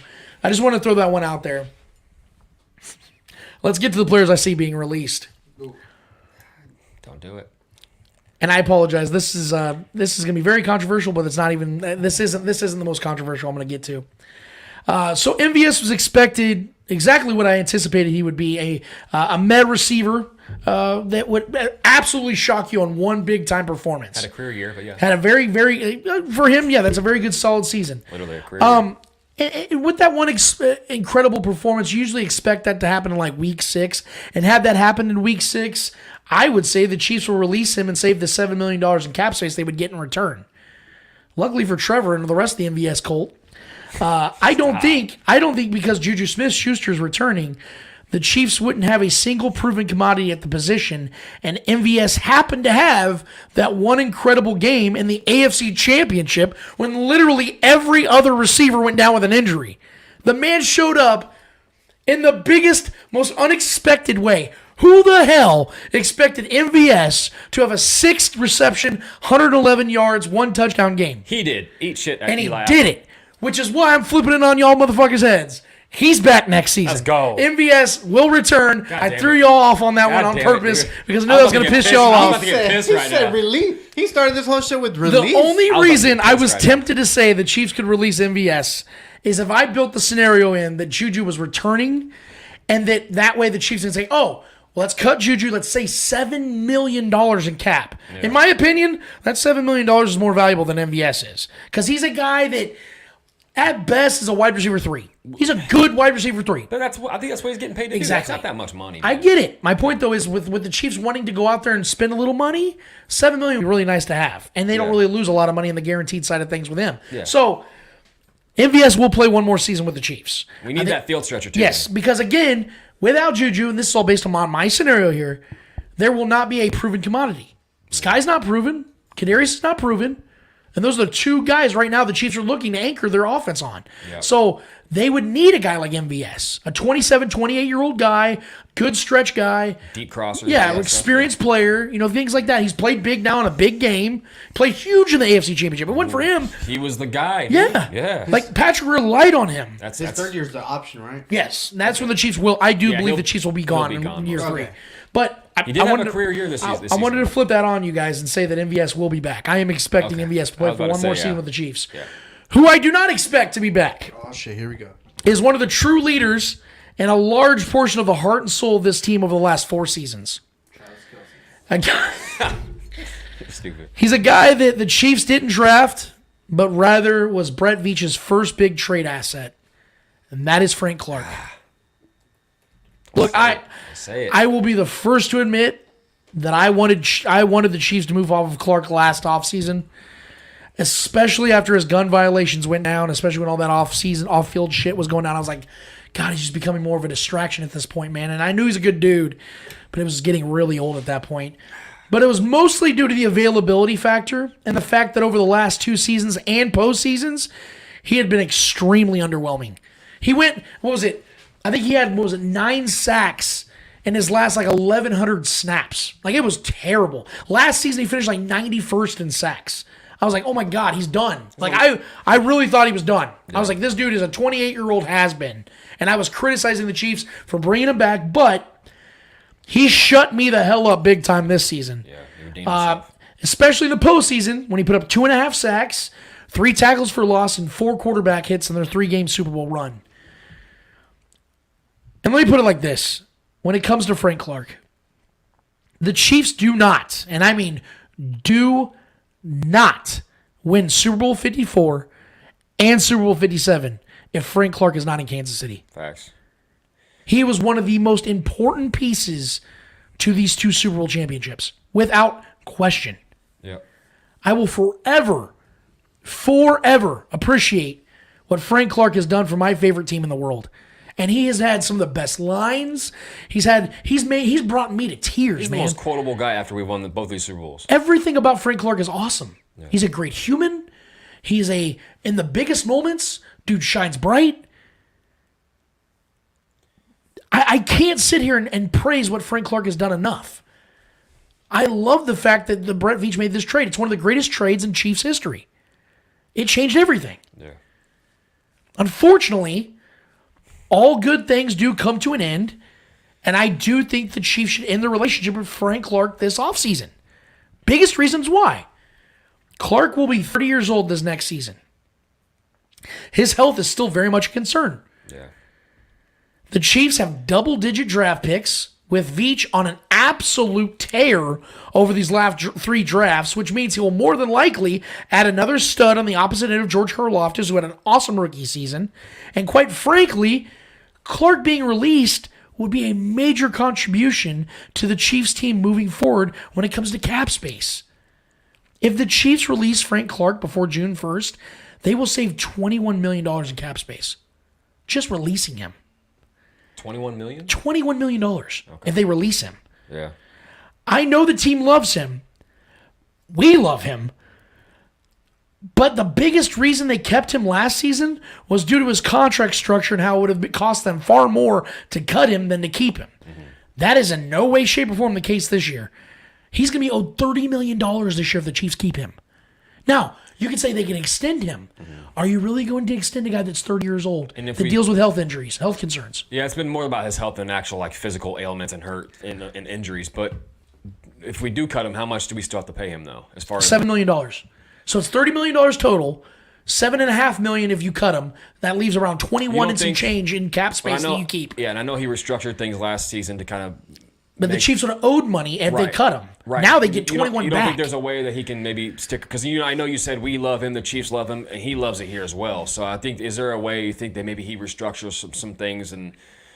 Yeah, here's the thing. Extends his maybe signs another 3-year deal to extend it, and like we kind of like stretch out the money a little bit. The reason why I don't think that's a lot of money. $30 million is a lot. The only way I think Frank Clark is a Chief this next season is if one of the Chiefs do something that irresponsible, because that's what that is. Because we talked about it, about how you have to be a unicorn or one-of-a-kind individual to get a contract extension after 28 years old. We're talking about an all-time great defensive player in the postseason. Sure, Chiefs but history. We're not talking about an all-time great. We're talking about a guy that plays all-time great level in postseasons. He's not an all-time great player. In the all-time moments, yeah. But we would agree. Frank Clark is not an all-time great player. No. He's not. He's not a Hall of Famer yet. Yeah. I think he had a chance, but he's 30 years old. Yeah. And I just don't see the Chiefs stretching out his money for another 3 seasons. This kind of feels like Eric Berry. It kind of feels like Eric Berry. Granted, Eric Berry is a Hall of Fame type player. Much better overall player in his career, obviously, throughout the regular season. But Frank Clark has the experience in the postseason that Frank Clark's had and shown in those biggest of moments. But it feels like, because he's like a heart and soul kind of guy like Eric Berry was. He's a fan favorite. This is the only realistic way, because I don't think the Chiefs are going to do that. I don't think they're going to give him an extension. Yeah. The only realistic way I see it is if he does like something Eddie was suggesting about Juju, where he says, I'll slash. That's what I'm saying. But see, he already did that last offseason. I don't know if he does that. I don't think he does that as an edge rusher that's at the end of his prime with the market the way it's going to be. Because you all know, 29, 30-year-old guys like Zadarius Smith. That's that pivotal year. Zadarius Smith just made money last offseason. Yeah. You don't think Frank Clark can go out there with 2 rings attached to his name, one of the 3 greatest pass rushers in postseason history? Yeah. You don't think he can go out there and get himself a 2-3 year deal worth $40-50 million? For it could happen. For sure. Someone's going to pay him. That's not happening here in Kansas City. I don't like it. That sucks. And here's the thing. I expect Clark to land on his feet somewhere while getting, like I said, one last payday of his career. But his purpose here in Kansas City has been fulfilled. And I sincerely, again, cannot thank him enough. And I hope the Chiefs throw his name in the Ring of Honor, because I think he's more than deserved that. 100%. And I hope that he comes back and can bang the drum for years to come. Having him as an honorary guest, have him back as the Chiefs Kingdom, give him the uproar, when we revisit in 20 years. The 2019 Kansas City Chiefs Super Bowl champion 54, Super Bowl 57 champions, having those guys back when they're all old, decrepit guys and he's all waving and stuff. I want that to happen. But his time in Kansas City, I think, is really done, guys. And it sucks. I'd love to see him come back, but the money just doesn't make sense with his age in consideration, with his health considerations, with the Chiefs being a team that always moves off players a little earlier than expected. I think that's what's on brand here for Frank Clark. And that's honestly, that's what the teams that want to build and continue a dynastic run that we are wanting to build here, that's what you kind of have to do. Tough decisions. Like I said, the Patriots did it for years. Patriots cut so many guys with big names. I mean, just some news coming down. Looks like Dolphins cornerback Byron Jones appears to retire from the NFL at age 30.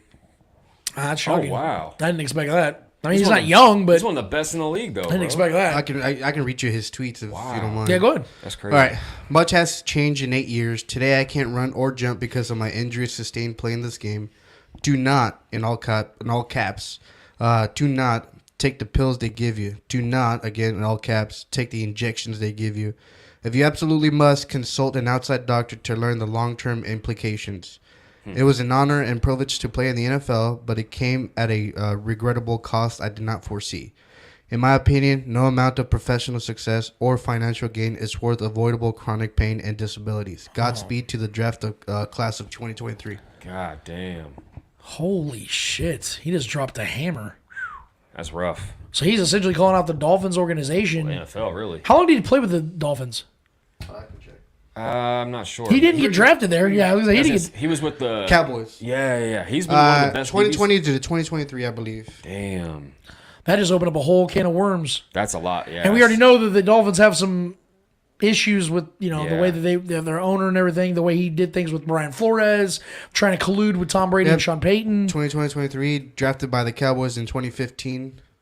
Damn, that's crazy. Looks like he's called it not official. Wow. But that's what to his tweets. Poor guy. We read between the lines. Talking about chronic pain. Yeah, Mitchell Schwartz talks about how can't run or jump. That's pretty much what he said. Yeah, Mitchell Schwartz talks about how he has nerve damage, going shooting on his back all the time, and that's just. I mean, that's how it's going to go. It's a sacrifice. It with really all is. Sincerity, I'm trying to be, mindful for what he's saying, but I mean, these guys do sign up for this.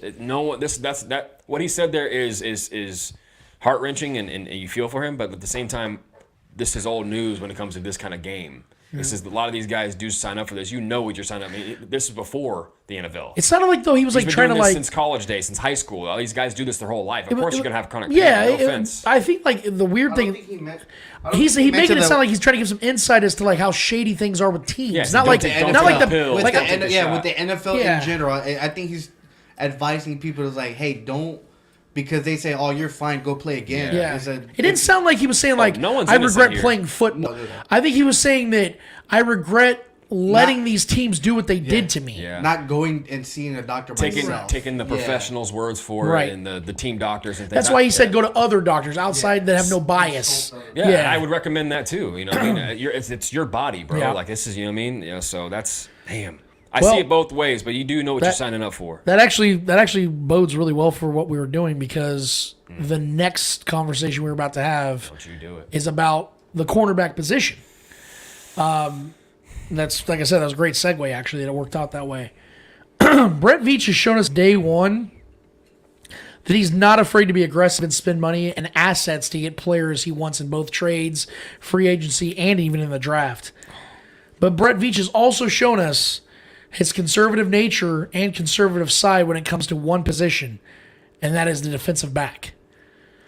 DBs that Brett Veach has drafted since 2019, 9. Free agent DBs that Brett Veach has signed since 2018, 7, and 2 of them was re-signing Dan Sorensen and Bashad Breeland, so it's really only 5.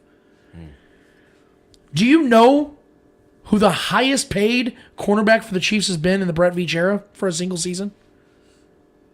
Bashad Breeland in 2020 when he made $2.4 million. $2.4 million.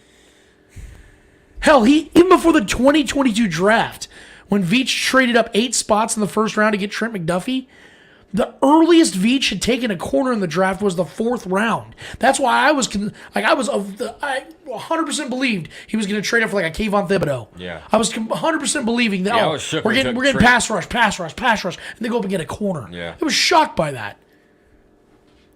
Veach has a tendency to play it safe with this position, but let's not pretend as if he absolutely hasn't crushed it at that position while playing it safe.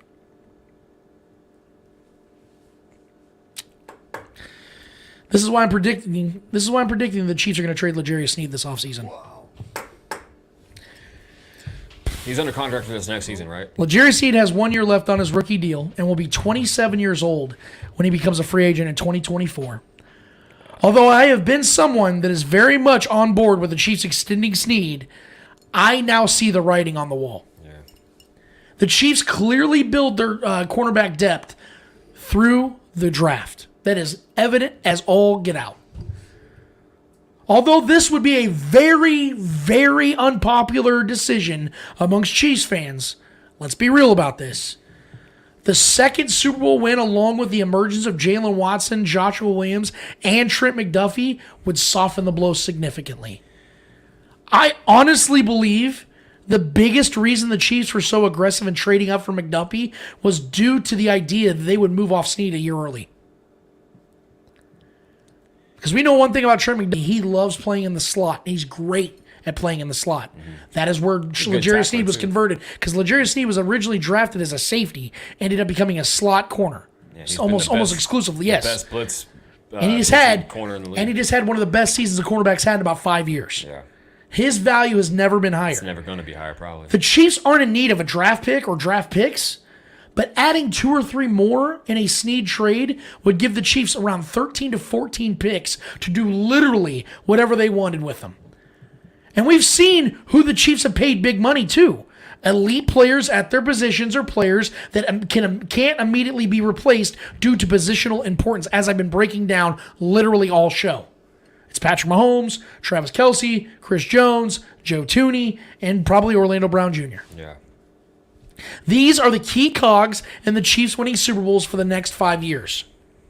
And as much as I love him, I don't believe L'Jarius Sneed is, and his this year, and this he's one of those pieces. And what proved that the most to me was a lot like what I talked about when it came to Juju Smith-Schuster and what have you done for me lately. It was the AFC Championship against the Bengals. It wasn't just that the Chiefs won while shutting down Joe Burrow and the Bengals offense for the final 3 quarters while Sneed was out with a concussion. It was the fact that it was the rookie corners and safeties that stepped up and made the plays while he was out. It was the guys that were supposed to replace the older, more expensive players that made those plays. Yeah. It'd been one thing if L'Jarius Sneed was the one making those plays and the young guys were out there being barbecued chicken. Yep. But Brian Cook tips the ball to Joshua Williams. Jalen Watson goes up and picks that shit. These guys are the ones that made the plays. Yeah. These are the ones that are going to replace him and other players like L'Jarius Sneed. And here's the thing. Had the Chiefs struck out on these rookies, like I'm just saying, with these rookie corners, let's say Joshua Williams and Jalen Watson never really caught on. Trent McDuffie was a bust early on. And the Bengals beat the Chiefs again. Or the Chiefs survive but get torched by the Eagles again. Or get torched by the Eagles in the Super Bowl. I would be at this very time and place pounding the table. You got to pay L'Jarius Sneed. He's the only proven commodity they have. You're not going to find him out there. That's not the reality we're living in, guys. And I know we want to keep all the guys we love. Yeah. But we are now in an era and in a time. Yeah. We are now in an era and a time when it's all about Patrick Mahomes and who you have at head coach and Andy Reid. As long as you have those two, you can build the team as cheap as you want, and you're still going to win Super Bowls. How do I know that? It literally just happened. The first Super Bowl, Patrick Mahomes was inexpensive. Wasn't making any money. That's why you can go drop all the money on Sammy Watkins. That's why you can go and get guys that were expensive as hell and restructure all those guys and spend all the money that you were doing. This time around, the Chiefs were on the clearance rack the entire offseason and won the Super Bowl. 2 different dynamics, yeah. So as much as we love guys like L'Jarius Sneed, as much as we'd love to see him come back, it's not worth spending that money on him. And look at it. As I just said, before Trent McDuffie, the Chiefs were super conservative at getting corners in the draft. They got L'Jarius Sneed in the 4th round. Yeah. Which means there's going to be another L'Jarius Sneed somewhere down deep into this next year's draft and the draft after that. And you know who finds him better than anybody? Brett Veach. Yeah. The guy that found L'Jarius Sneed. Who in the world thought L'Jarius Sneed would be the guy he's become? Nobody. Nobody.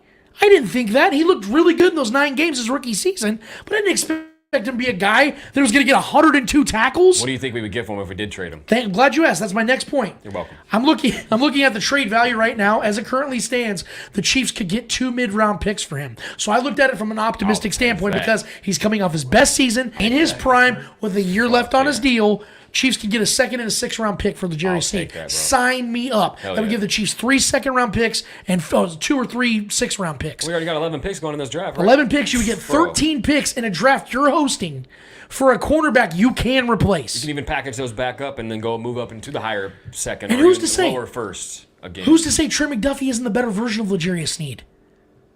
Yeah, I mean, he's the more talented player.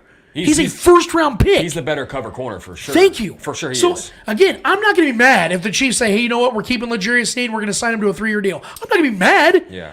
But I think if we're looking at this from a financials perspective, with the money the Chiefs are going to have to spend on Chris Jones, Orlando Brown Jr., what they're going to have to try to do with Patrick Mahomes' contract moving forward, Joe Thuney, Creed Humphrey, Travis, all these other more important pieces. Every single guy I just named is more important than L'Jarius Sneed. And again, the way this team builds the team, cornerback is not one of the most important positions. No, they don't value it as much.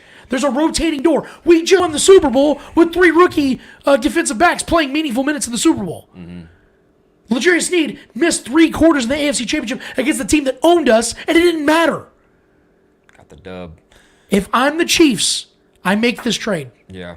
I love L'Jarius Sneed. He helped us get to 2 Super Bowls, helped us win one of them. I love the guy. But this is good business. Oh yeah, I'm with you right now. I'm always a guy that lives and dies by the you don't pay corners. You just don't pay corners that big money in this league. The Rams are trying to move up Ramsey. Exactly. That's backfiring on them bad. You know what I mean? So you just don't. He got paid. Oh my, his contract is wild. Nuts. So his last year was complete trash. That's what I'm saying. He You was. just don't. And he's only 28. It's He was arguably garbage. the most volatile. Their cornerback and running back are probably the 2 most volatile positions in football. Running back, obviously, because the shelf life is so short, paying them so much money is silly, and they're very much the most replaceable skill set positions. And then cornerbacks, guys are going to get burnt. Guys are going to get against, and you're going against an offensive game as well. You know, those are some of the most replaceable guys as well. But L'Jarius Sneed does have a rare skill set, though. He is a hybrid player. He has that safety mentality, but he plays cornerback. He doesn't have the best hip fluidity, which is why Trent McDuffie is so good, because his hip fluidity is incredible and his ability to turn and play the ball, and he's only going to get better. And I do believe that. So I do believe Trent McDuffie was the move that kind of set up that this season or next season. Obviously, if we wanted to let L'Jarius Sneed walk and let him play out his contract, I think the time is now, though, if we are going to trade. And coming off of a good Super Bowl performance and a Super Bowl victory, Is he a 2-time too? he's a 2-time champ. Who? Sneed, right? No, no, one time. he wasn't a part of the first Rookie team. season was 2020. Got to the Super Bowl, lost. Feels like it, though. Yeah. I mean, he's been to 2 Super Bowls, Yeah, but yes. yeah. I mean, I think I'm with you. As much as it does hurt, I love Sneed. I love a solid, bigger blitz corner. And I think, obviously, he's the epitome of a Spags guy, which does suck, but at the same time, so is Trent McDuffie. Yeah, man.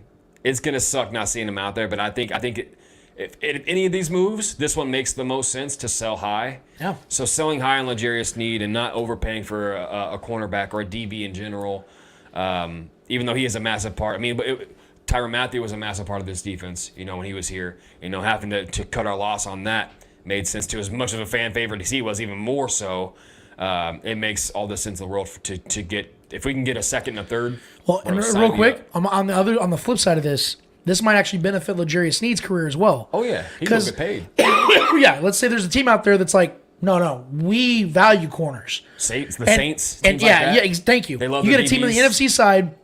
We're gonna give you a 3-year, $51 million deal. Yeah. You don't think L'Jarius is like, I'm back home. Yeah. New Orleans and Mississippi are right next to each other. Right. Like, sign me up. Yeah. Like, you know what I mean? Like, this could benefit his career. I got my ring. I'm forever in And their Chiefs DBs, lore. Their DBs are getting older. L'Jarius still a young guy. Yeah, I'm forever in Chiefs lore, but now I'm going to get my money after I get my ring to cha-ching. That's what I call it. I don't blame him for that. Question from Jen Harrison. He's Yeah. like, curious question. I thought the Chiefs only have 9 picks currently. Are there potential compensatory picks accounting? Or? Well, the Ryan Poles becoming the GM for the Bears gave the Chiefs an additional third. They have 11 picks total right now. I know that. No, they have 9 as of today. They have 9. No, I'm pretty there's sure they 11 have 11. picks. There are 11 picks right now. 9 picks. Here, I'll pull it up for you guys so you can see how many the Chiefs have. The Chiefs have, I think the compensatory picks aren't equated into it. Yeah, but there are. Yeah, I'm almost certain that we have 11 picks total. Yeah, hold on, I'll show you. That was Arrowhead probably who posted that. Right, hold on. I think there might be some confusion on what they're actually. The Chiefs are currently projected to have 11 picks in 2023 with compensatory picks equated. Right. This is according to ChiefsWire.com. So, There are going so to be at nine, least 2. nine in One the or naked 2. eye, but 2 compensatory picks will be added to the equation. I know one of them will be a third-round pick because Ryan Poles is a minority, got an executive job. That's an automatic third-round pick. Yeah. So, no, you're right, though. My point, though, is you add more picks to that equation. So let's say it's just 9. Yeah. And we trade Then you're L'Jarius. looking at 11 anyway. If you go and trade a L'Jarius Sneed, Yeah. you go and give him that offer, or he goes and gets an offer somewhere else, then you're adding 2 more picks to the equation already. So you have double-digit picks regardless. And that's the way I'm looking at this. Is I think that, and you know what the best part about this is we can talk about the draft in a month because that's when the draft's going to really become something of actual notoriety that we need to talk about. The Chiefs can literally do whatever they want in this draft. So when you have an excessive amounts of picks, and you literally can just go and play house money. 2 straight years we have How excess scary amounts is of that to picks. be? What's up? I get what you're saying on the draft picks. So we had 11, but we traded 2 for Kadarius Toney, which included the 3rd round pick that we got from Pools. Okay. So that already left. So we have, as it stands, 9 total draft picks for the 2022 draft. Okay. Which makes trading L'Jarius that much more. The team is expected to be awarded some compensatory picks for 2020, depending on free agency losses. Right. So that number is yet unknown. So that's why you have to look at the restricted free agents the Chiefs have right now. If they try to do a match, an offer sheet, and they try to match, and that player still takes the other offer elsewhere, the Chiefs are going to get compensatory pick for that. So, what the dynamics of it is, I don't know. Depends on who the player is and what their position value is.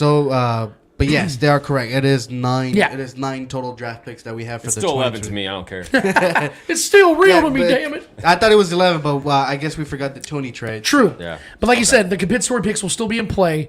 The anticipatory, like I said, based on Chiefs, yes. More than likely, the Chiefs will have double-digit draft picks regardless. Yeah. And anytime you have over 7 draft picks to mess with, Well, especially coming off all the picks we had last season. you know what I'm saying? Yeah, And exactly. all the cap space we have, bro. How The many Chiefs are in the best position How many in football, cheap players the Chiefs have right now on their roster? Yeah. That's why they literally can do whatever they want in this offseason. Like, I don't think I could have this write-up that I just gave you guys for the last hour and a half. I don't think I could have done this last offseason because it wouldn't be realistic. Like, trading L'Jarius Sneed would make 0 sense last year because the Chiefs absolutely had to have him. This year, it's like, Chiefs are playing with house money. You got Joshua Williams, Jalen Watson, Trent McDuffie, Brian Cook, like all these young corners and defensive backs. They can literally just build their defense upon now. Oh, you want to give Chris Jones another extension? Well, you got the money to do that because you're not spending anything on Nick Bolton yet, George Karlaftis yet. You're not spending money on any of those guys. Right. This wasn't a reality a year ago. They were relying on Frank Clark. They were relying on Melvin Ingram, who they signed in the middle of the season. This defense, this team as a whole, has completely been retooled. And that's what I love. Is that it was like 41 of the 53 or 42 of the 53 guys on the roster last year were Veach guys. Yeah. 42. It'd be one thing if he'd been the GM for 10 years. Yeah, obviously you want to see that many guys on the roster from him. But within a 4 or 5 year stretch, already 80% of your roster is the guys he got you? It's insane. This is why Brett Veach is the reason why. Obviously, A.D. Reed and Patrick Mahomes are the biggest reason why, because I think you throw some good guys out there, they'll win a Super Bowl. It's been proven. But Brett Veach is a big reason why I'm okay with moving off big names. He's playing the long game. Because he knows how to draft. He knows what he's doing. Go look at Brett Veach's last 3 drafts. I wrote the list up a couple weeks ago and I put it on this show. There are like 15 dudes on this team right now that he drafted that are either star players or guys that are playing meaningful minutes. 15 guys. Those are, that's not including players he traded for, like Orlando Brown Jr., Frank Clark. That's not even including those guys.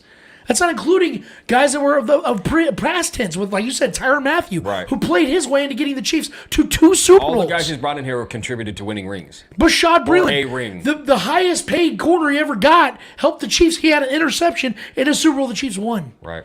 Like, these are picks, these are moves, these are things in place. Kadarius Toney, worth 2 picks.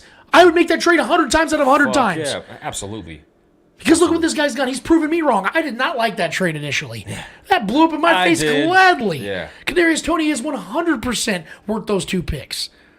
Got 3 more years of control on this dude. Let's go. And you have the 5th-year option on that because he was a first-round pick. So every way you look at this, guys, every scenario I built today, the Chiefs can go the opposite way and it's work.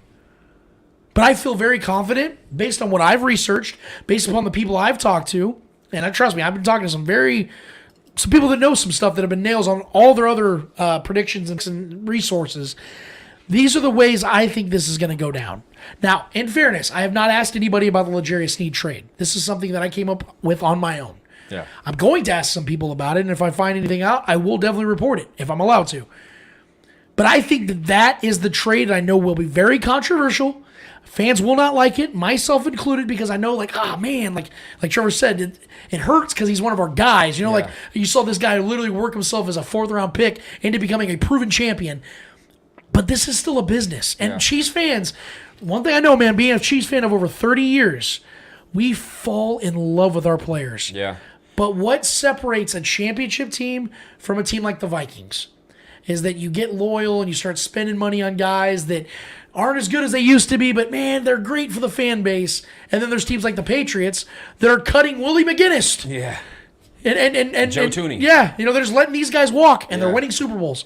Yeah, well, I want to say this too, though. As far as just after this, we can move on from Legarius or whatever. But with the idea or the fact of reality that the Jalen Ramsey thing backfired in L.A., with that trade, paying him all that money, or not that trade, but that they're trying to trade him now after paying him all that money. Do you think that kind of brings the market back down for DBs? Guys like L'Jarius Sneed, do you think their market as far as demanding certain amounts of money, do you think that kind of falls back down to earth? And if so, do you think that would be something to where the Chiefs can kind of meet him in a median realm where we can pay him a handsome amount of money, but not too much and overspending for a DB, which it's against my religion. Obviously, as you just do not overpay for DBs. You think that we could is there a price where you would like to meet him and keep him here, find a way to keep him here on a decent Yes, there is scale? a scenario where I could see the Chiefs getting him. I looked at his market value. Right now, as it currently stands, he's only going to make around $7 million a year on his new deal, Well, I'm which just isn't saying bad. too, because with our secondary being so cheap right now, all these guys on rookie contracts. I mean, we do have some leverage. Obviously, we got to pay Chris Jones, extend him, pay Orlando Brown. I get that. Yeah. Is there a way, though, with our secondary being so young and so cheap, all these rookie contracts, is there a way to keep him here? Because if we can find a way to keep him here, I'm on board with that more than I am trading him. This of the depends on the market, obviously. It is a very realistic scenario that L'Jarius Sneed is still a Chief next season. Yeah. I'm looking at this from the perspective of the Chiefs playing the long game. Because I don't think the Chiefs want to pay him that kind of money because based upon his positional value. It comes down to what the dollar. Yeah, to answer your question about Jalen Ramsey's situation, I think what that's going to mess with in the league is how much people are giving up to trade for corners. Does that make sense? Because Jalen Ramsey was 26 years old, 26 years old when the Rams traded for him, and they gave up, I think, 2 first-round picks. Yeah. I think the Earl Thomas trade, or not Earl Thomas, Earl Thomas trade messed with that. Same with Jamal. For the Seahawks, they gave up multiple picks. Oh, yeah. Jamal, and somebody's probably screaming at us right now. Yeah. The Seahawks, they gave up all that from the Jets. Yeah. They gave up all that draft capital. That's going to change. But then you're going to see guys like Pat Surtain and Sauce Gardner make $100 million contracts, and they're going to be worth every penny of that. Because you're going to still have your standouts. They're going to reset the market. I mean, let's be real. I don't know if guys like that are worth that much money. Hold on. I'm just saying. Yeah. Based upon team situations, Yeah. Pat Surtain for the Broncos is worth that money. His value for that Sauce team. for the Jets is worth that money. If they were here in Kansas City, they're not worth that money. Hell no. Yeah. I would love them, but I'm not spending but that's $65 million guaranteed on a guy like that at a cornerback position in Kansas City. That's situational. That's contextual. Right. I'm just talking about simply off the market. If the market dips, because guys like Sauce, guys like But those guys will reset it, is what I'm saying. They'll reset it when that time comes. Yes. But I'm saying right now, market is up and down. Obviously, up and down. So with the downfall and the way it played out for Jalen Ramsey in LA. Granted, I know he got a ring. I get that. But the fact that they're trying to get rid of him, dump him off, get out of that contract, because they obviously know they overpaid for him. Does that? I was wondering if that might affect. Because obviously, L'Jarius Sneed is not on that level. Right. Yeah. But if it affects the market for DBs in general, and he's not that high on the totem pole, could that knock him down a few steps even for his level where he's at tier-wise? Could we find a happy medium to where we can bring him back? Because I would be on board for that too, but obviously I want to get assets back for guys because this is going to be this offseason to do so. The fact that I remember I said on that show after the draft that I felt like the Chiefs built their defense now like the Seahawks of the early 2010s. Young and fast. Because of that, I just don't see the Chiefs spending money on an acquisition or on an asset that they've had for 3 or 4 years. Yeah. I think they look at it and say, "Hey, look, we just nailed it on not 2, but 3 different cornerbacks in this draft alone. All 3 of those guys are going to be starting next year for the Chiefs." So L'Jarius Sneed in that context becomes that much less valuable for the Chiefs. Now, again, a team out there that is in desperate need for cornerback play because they don't have a Patrick Mahomes. They might say, hey, L'Jarius Sneed to us is worth $45 million, $50 million, whatever it is for a 4 or 5 year deal. And the fact that we won that Bengals game basically without him was a pretty big deal. Look at Charvarius Ward when he went to the Chiefs didn't even draft him. He's nowhere near as good as Sneed. Okay, yes. but what did he make? He fucking make bank with the Niners paid his ass, dude. He got $42 million. This is true. And you're right, L'Jarius Sneed's a much better player than Charvarius Ward. Well. But the Niners, who are a perennial contender, they bought in. Value corners. Yeah. They value corners, so they built their team differently because they're not what? They're not quarterback reliant. The Chiefs are. Yeah. So that team is built differently. That's why I could see a team, if Brett Veach is on the phone right now, and let's say he calls the Commanders, a team that would need a cornerback. Hey, man. Oh, shit, the Dolphins. Yeah, I'm just looking at the homeboy just retired. Yeah, hey, we'll take a second and a 6th round pick. You can make that 6 a conditional pick. Yeah. Just give us a 2nd round pick because he's outplayed his 4th round value.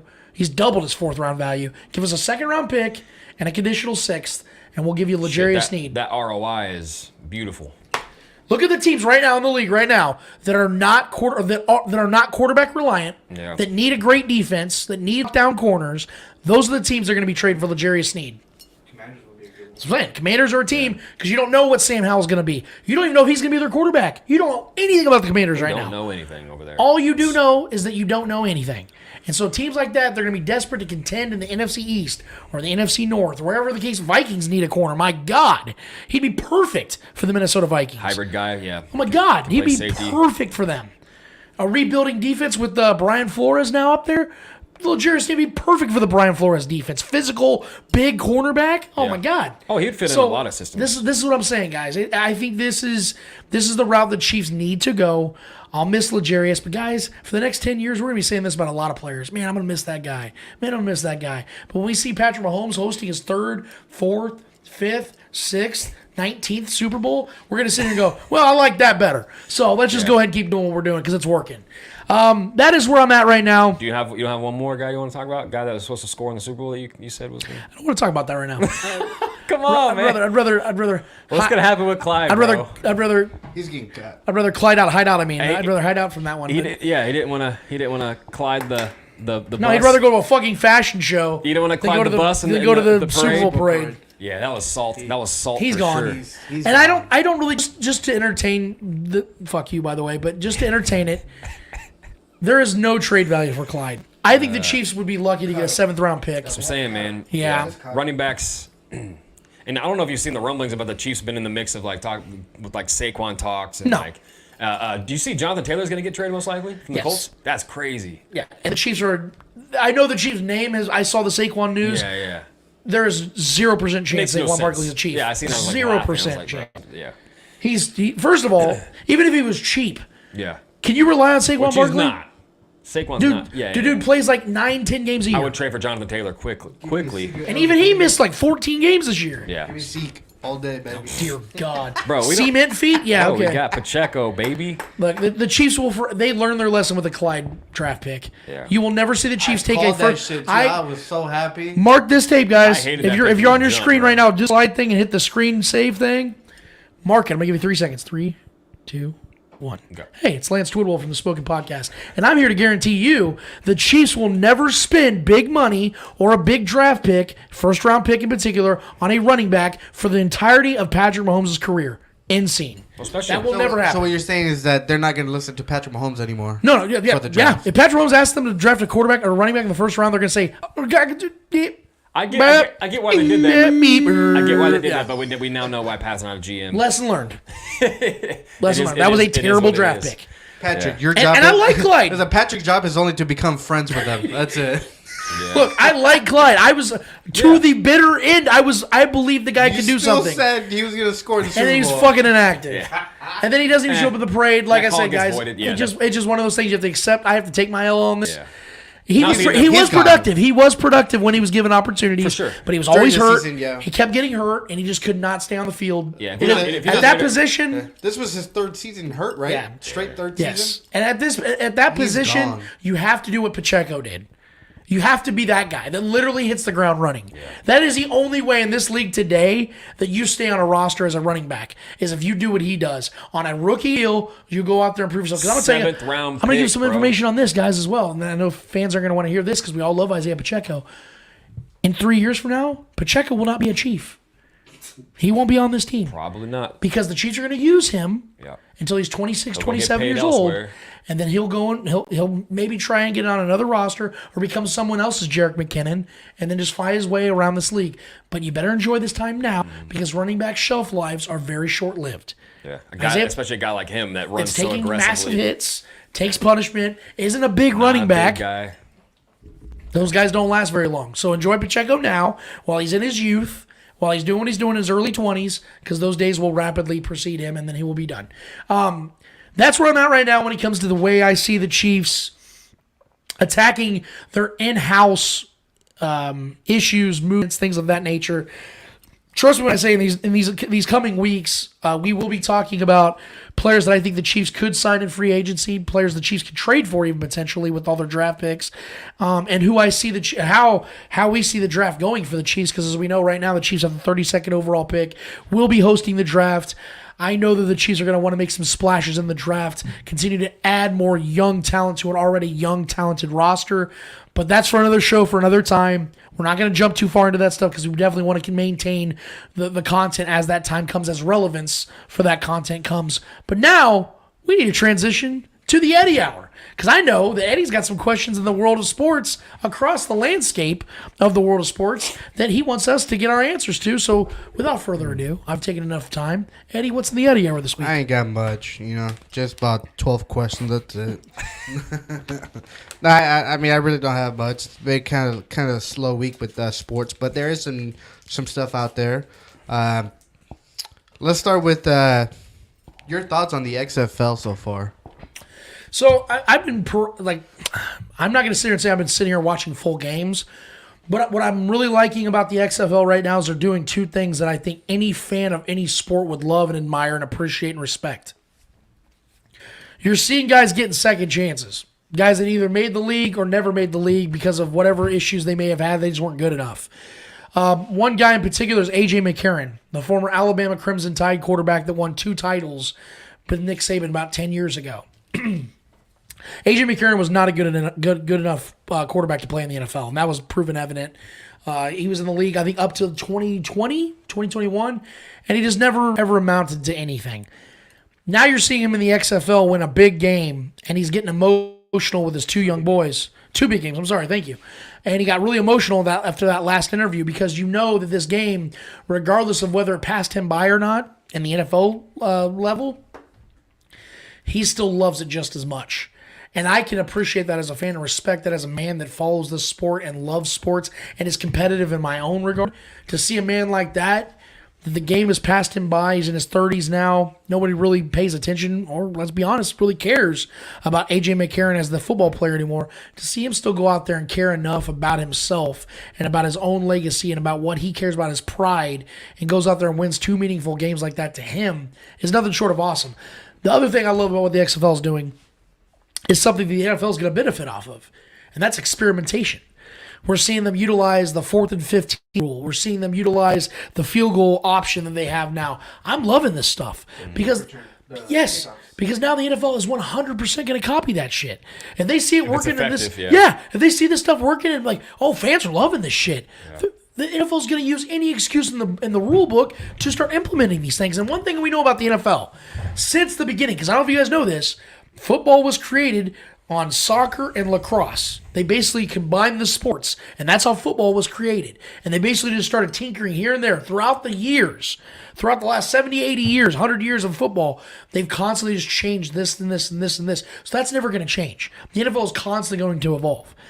I would not be shocked within the next 2 years if some of these things the XFL is doing, the NFL doesn't use exclusively in their league, and we get used to it, because that is things, as long as it benefits the game, ups the brand, and it brings more casual viewers to the platform, why in the world wouldn't you do it? So I love what the XFL is doing. It'd be cool if the XFL could figure out what a catch is, and then the Chiefs, the NFL could just, take that. I actually haven't watched too much of the XFL yet. I haven't had much time to sit and watch it. But from the clips I've seen, and from like the cool A.J. McCarron story and all that, seeing some guys get second chances, seeing Josh Gordon out there getting a touchdown, things like that. Seeing these guys get some exposure. A lot of the logos for the teams really suck. Outside of that, it's been a pretty entertaining product. There's been a lot of mixed reviews on it that I've seen. A lot of people want to say it's scripted. It feels WWE-ish, like they feel it's scripted in ways, but it's like that's not the case. But everyone thinks everything is scripted at this point in sports. But overall, I think the product is, as far as it being, a new push for a new product, The Rock being behind it, I feel like he's going to do whatever it takes to make it succeed. But I mean, as far as, poaching talent, other guys that maybe didn't make the league, because we all know there's so many guys that are incredible athletes that don't make the league that can get a chance here. That's a cool outlet for them. Not having to go to the Canadian League or anything like that. I think this has a lot of promise. I do. And a lot of that, it could be obviously even be a farm system for the NFL. There's some guys out there absolutely thriving. We've seen guys come, to the league from the Canadian League. They do have an agreement, the XFL Right. and the NFL. So yeah, it's pretty much what it you just is, said. a farm system. Yeah, that's exactly what it is for the NFL. Yeah, so it's like the NFL's G League, which is a cool way to look at it. And it gives people an opportunity to watch, and bet. The sports bettors out there, it gives them another way to bet on games and enjoy some football during the offseason of the NFL, which is a smart way to do it. That's a smart way to go about it. So, and I'm like a guy that watches the G League and stuff and the pre-NBA season stuff. I watch that stuff, so I might eventually get into it. I haven't really got into it yet, but I know a lot of people are enjoying it, so it seems to only be a good thing at this point. And don't be shocked if you see like a USFL versus XFL champion versus. That would be cool. That'd be kind of cool. Like bowl games, like yeah, separate because bowl those games. are two minor leagues, pretty much to the NFL. So that'd be pretty interesting to see if the XFL and the USFL, whatever it's called, do have like some kind of Super Bowl in a way. I mean, if you think back, that's exactly how the NFL was created. Yeah. It was two different leagues. AFL, NFL. Yeah. So it's very interesting. I do love their kickoff. I think that makes it for a more interesting return. That makes it for teams actually returning the ball because it's kicked from the 20-yard line, I think, or the 25-yard line instead of the 35 where the NFL kicks it off now to avoid injuries. And I like what the XFL did to where the players cannot move until the catcher catches the ball. As soon as he catches the ball, free ball. The gunners aren't there meeting you as you catch it and exactly, knocking your and lights out. exactly, and potentially injuring you for life or something. Yeah, and so I think that could be a really good strategy for the NFL because I think they were saying that like over 80% of the kickoffs for the XFL in the first weekend were returned and in the NFL you're not even near that number. Almost every single one is a touchback. Yeah. So there's essentially no reason why hold a kickoff in the NFL because it's essentially they're going to start at the 25. It's become a pleasantry. Yeah. That's what it's become. So I like what the XFL is doing, involving the kickoff more into the actual game. Yeah. Because I know a lot of people like the kickoff returns and all. You know what I mean? So I like how it involves it again into the game. Absolutely. It plays into the game. Yeah. So I love that from the XFL. So yeah.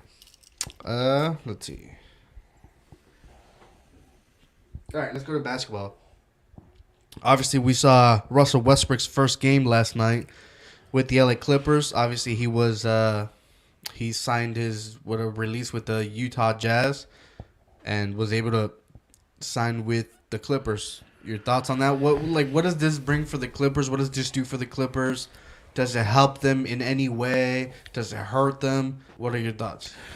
When it comes to Russell Westbrook, I've always said that he flourishes when the expectations are at their lowest. When he played with LeBron James, I thought that was a make or break moment for Russell Westbrook's career because I felt that if he rose to the occasion, they could win a title, and that would make Russell Westbrook an even more revered player because he's a Hall of Fame player. Yeah. But that would change the way people perceive him because one thing we know about Russell Westbrook is he's a one-speed guy, doesn't want to listen, doesn't want to learn, doesn't want to adapt. He just wants to play the way he plays, and because of that fact, he's always on the outside looking in when it comes to winning titles. He had a real opportunity to do that with LeBron James because we know if you play your role with LeBron, more than likely it's going to benefit you in the long run. You're going to win a title. You're going to have success. That's not what Russell Westbrook did. He chose to just continue to try to play like he's in 2015, 2016 when he was winning an MVP. And that's not the player he is anymore. He's not good enough to be that guy anymore. And so this trade, I don't want to bring the Lakers into it, but it did far more for them than it could ever do for the Clippers. The entire reason why he's with the Clippers is because of Paul George. Paul George specifically asked the Clippers to bring him. They were not interested. You can look this up. The Clippers did not want Russell Westbrook. until Paul George said, I had him because he got me in OKC. We're friends. I want to play with him again. And they honored that. Yeah. Outside of that, there was no interest. And the reason why is because Tyronn Lue knows what I know. And it's that you cannot win a championship with Russell Westbrook because he refuses to change. This Clippers team is one of the 4 best teams in the entire Western Conference right now. They had a legitimate chance of getting to a championship. They don't now.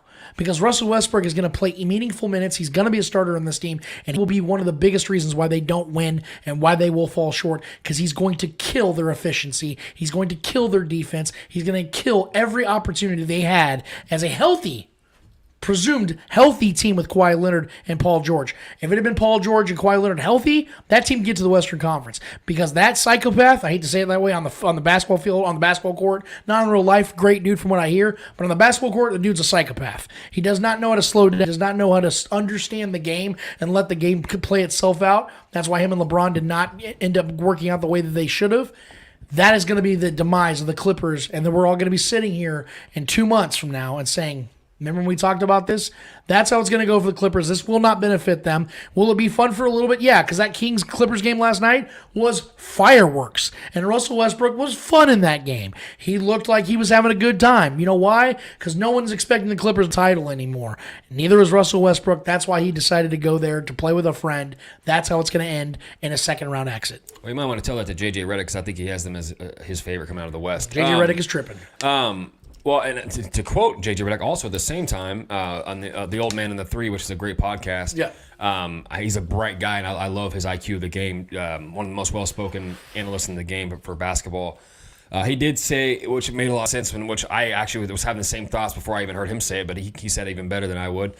To kind of paraphrase, he was just talking about how the Clippers didn't really get better by adding Russell Westbrook.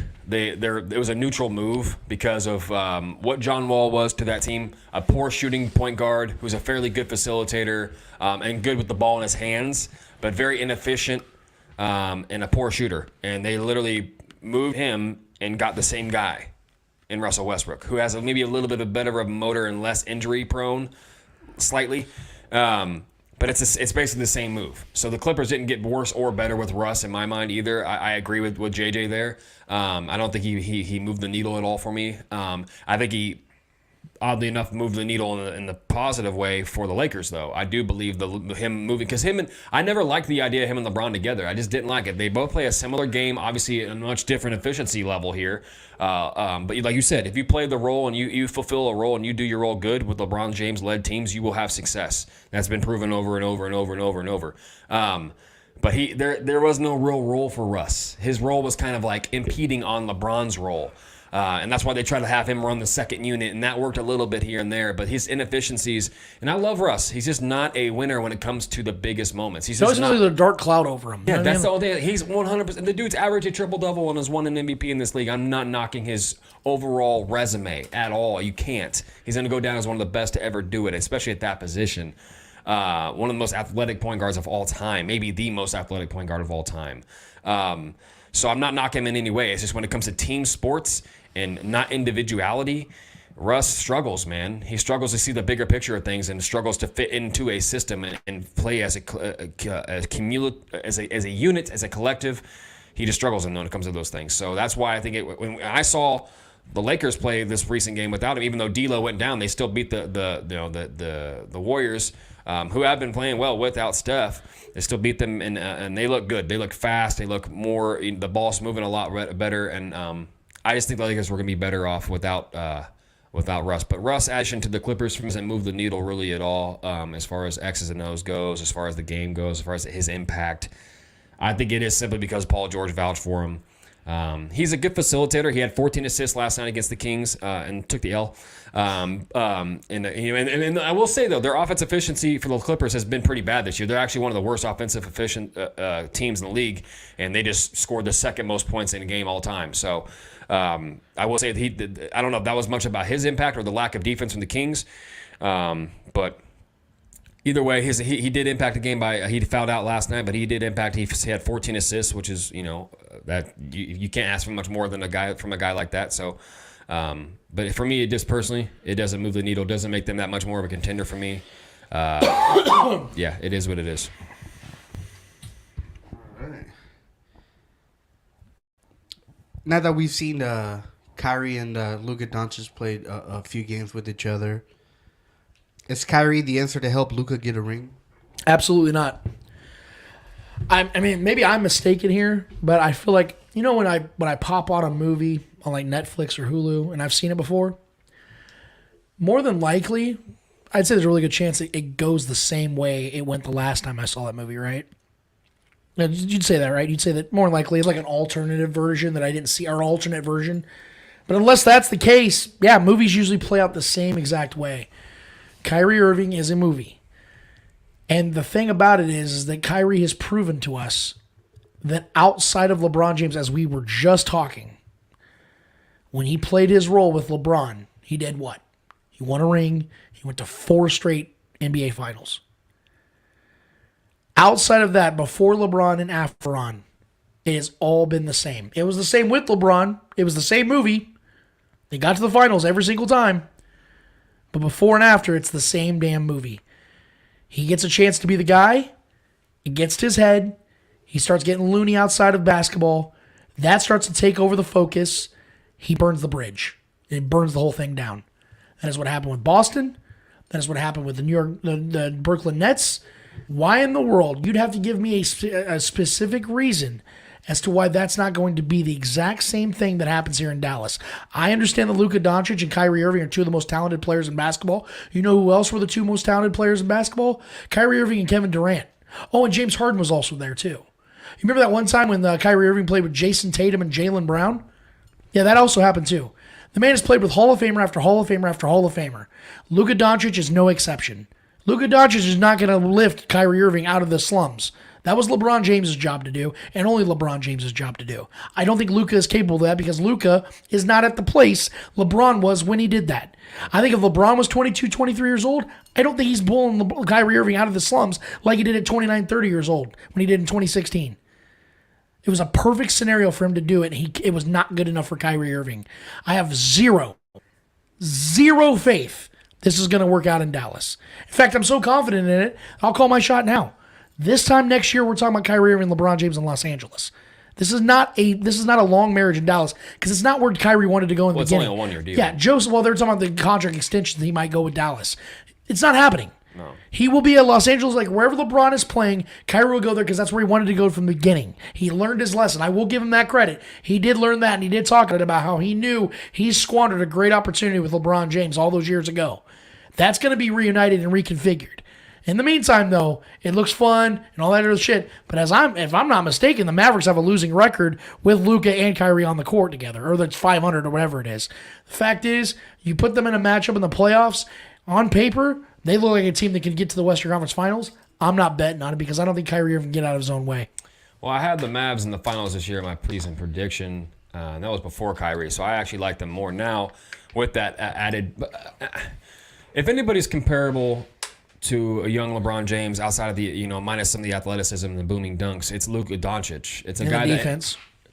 For sure. He's actually a sneaky good defender, but he is a guy that gets the best out of most of his teammates, similar to LeBron in that aspect. So I do think if anybody could kind of be that guy to kind of be that Batman and have and lead the way and kind of pull Kyrie back into the reality of what his role is, and that's kind of been the thing lately with those two guys. They've been playing really well together the last couple. I know that they haven't contributed to a lot of wins yet. They haven't played a lot of games yet, but I do think actually this is a team I think that is a threat in the West. I'm not saying they're going to go to the finals. I did say that at the beginning of the year, but that's still my bet. Obviously, I'm sticking with that because that was my call. And things have changed, and I think for the better. I think Kyrie adds a layer to this offense that they never had before and haven't had since Luka's been this guy. They haven't had another guy that can go score like Kyrie can and has the handle that Kyrie has, that another team has to worry about one-on-one. I think they're arguably the greatest one-on-one ball players in the league right now between him and Luka. Those two guys are maybe the hardest guys to guard one-on-one, outside of maybe Bob Morant or KD or something like that. But I like this move so far. I think it's working for them right now. I think it'll work as they progress and they get their chemistry down. I think Luka is one of those guys similar to LeBron that will get the best out of his players, and he'll find players. He'll build chemistry with players. He'll find his shooters in their pockets, and he finds a way to lead. And We've seen Luka be a shorthanded and going toe-to-toe with Kawhi and Paul George in the Western Conference Finals, but the Western Conference playoffs twice. Obviously, he lost both those times, but I mean, his performances, if he had Kyrie in those games, I think they beat the Clippers in both those series. I think this is a better spot than Kyrie was with the Boston Celtics. I think that the chemistry and the way that this team works with Luka leading the way is different than those teams were. I think this is a similar situation too. Not that Luka is LeBron, but the way that the offense is ran, Luka facilitating and also being an absolutely dominant scorer and a guy that can go get a bucket at any time and score in many different ways. That has a similar effect to, I think, what a LeBron James-led team has. Can I say something real quick, though? Because I don't want to be on this too long. Yeah. And I don't want to interrupt your take. But as time is going on, I'm becoming less and less inclined to compare Luka to LeBron. Because of the fact that, for one, LeBron is a significantly better athlete. He's a significantly better defender. I mean, you can look at the numbers. It's actually fair in Luka's favor, but yeah. In what? I mean, as far as... athleticism? No. I'm talking about the numbers. No. Statistically. You hear what I addressed? He's already got way more triple-doubles. He's had a... Trev, you're talking about somebody I didn't even mention. I'm talking about athleticism and defense. Those are the two things I pointed out. Also the fact that when it comes to... talking about those things. I was addressing that. No, you I'm brought saying those up. that wasn't any of my take. It wasn't anything about athleticism or defense. I'm segmenting. I'm saying that the reason I'm not inclined to compare them anymore is because, sure, the numbers and stuff are... Luka's actually, at 23 years old, his numbers are better than LeBron's. Yeah. But here's the reason why I think that Luka's numbers are very inflated. And the reason why that is because of all the players in the league right now. I think he's third in ISO plays and percentages. LeBron was never an ISO player. LeBron was a team guy that was working through picks, work off the ball, work off the dribble. That's not Luka's game. So Luka's on the team. He has way more. He's gonna have way more triple doubles than LeBron. Trevor, I get it, but Russell Westbrook than LeBron James. Who's a better team player? Between who? LeBron and Russell Westbrook. LeBron. Right. What does that have to do with Luka? Triple doubles can be inflated, is what I'm saying. LeBron's triple doubles, 60-point triple doubles. Trevor, I get it. My point though is I'm not. This isn't a knock on Luka. I'm talking about the comparison between. The comparison between the two. Yeah. I don't make Russell Westbrook and LeBron James comparisons. Well, that's why I made it clear in my take that there's differences between Luka and LeBron, but I'm saying the impact of LeBron and Luka are pretty similar. I disagree because of the they're fact, both very team-centric. I disagree, though, because of the fact that at 22 years old, LeBron already got to the finals with a far inferior team. That's why I know there's differences there, but I mean, and so, the talent pool right now is insane in the West. I get it, but let's not pretend like LeBron didn't go through a team that went to 4 straight Eastern Conference Finals as the Pistons. So those Pistons teams will not be that good this year. I know. I definitely think there's an era thing. My point, though, is that when it comes to the whole making it work with Kyrie, the reason why it works for Kyrie and LeBron is because, one, they had a full season together to start that year, right? And I don't think they didn't win a title to the next season. Right. It was 2016. Also, the fact that LeBron works with an ISO player. We saw with D-Wade. D-Wade was an ISO player. Yeah. Kyrie Irving's an ISO player, and AD tries to be an ISO player, and he's not, but he tries to be. Luka is such a significant ISO player that I don't think he can work with another significant ISO player. LeBron and Luka, that's where they divide. LeBron is not an ISO player. Luka is a significant exclusive ISO player. Kyrie is obviously that's all he is as well as an ISO player. He can be a catch and shoot guy too as well, but I will say that's why it worked with LeBron. But this is why the LeBron similarity still sticks for me though, because Luka demands double teams a lot of times, and he's very good at driving and dishing out to the 3-point shooters and dishing out to guys and creating shots for other guys, just like LeBron. That's why Kyrie and Kevin Love thrive with LeBron. Why Chris Bosh and D Wade thrive with LeBron because he garnered so much attention. LeBron wasn't. Let's not act like LeBron wasn't some kind of ISO guy. We talk about when he'll get the one-on-one matchup. He'll tell everybody clear out on certain ISO, plays, bro. He'll situationally. drive the lane and boom on you. That's what but Luka. But you know, Chuck, because you watch even more games than I do of the Mavericks. Of course, you know as well as I do. The entire possession, on more times than not, is Luka going up to the court, sitting in that little corner area, waiting for one pick, runs through, pick, pops, does whatever he does. LeBron did that ton. No. You and I have watched 20 years of LeBron James. He is consistent in his approach. There are moments in games that he does that. But we've seen a lot of times LeBron will run up to the corner, slash to the bucket, set a pick, slash to the bucket, set a pick, roll to the outside, hit a 3. There's been many times Mario Chalmers would be running the offense. Yeah. There's many times the guys on the Cavs would be running, Kyrie Irving would be running the offense. LeBron didn't need the ball to be effective. We've yet to see Luka be an off-ball player in his entire career. We've yet to see him be an off-ball player. LeBron has like some of the highest usage rates of all time. But it's not the most. Nikola Jokic, James Harden, Russell Westbrook, but it's up Luka there. Doncic are all significantly higher in their career usage percentage. Yeah, LeBron has a we high. all know the ball's in LeBron's hands. I get that because he's usually the best player. My point, though, is that happens for every great player. Yeah. What I'm saying, though, is we've seen LeBron be a championship player with an ISO player. We've yet to see Luka as an ISO player lead his team to a championship. This is his first chance. This is what I'm saying. This is his first. Yeah, What okay, other ISO okay. elite skill player has he had alongside him? He hasn't had one yet. This is his first chance to have a Kyrie Irving. Their skill sets are so similar in how much they demand the ball. Oh, dude, their skill sets could be more different. No, I'm saying how much they demand the ball. I didn't say just skill set. I'm saying the way they both have to have the ball to be effective, because Kyrie's not an effective player without the ball. That's not even debatable. Luka is one of the most centralistic players in the league when it comes to the ball. That helps my point, though, because Luka How? is very similar at creating other Don't they shots. cancel each other out? No, but you can say the same thing about LeBron, because LeBron was very good about creating shots for other guys. Luka's the same way. Even in the post, if he's posting, he's gonna demand because he can drop back and hit that fadeaway. He could shoot the three. He can hit that step back three. That is the cadence that he has. You can't guard it. I think it's similar. This is his. I mean, listen, this could absolutely fail.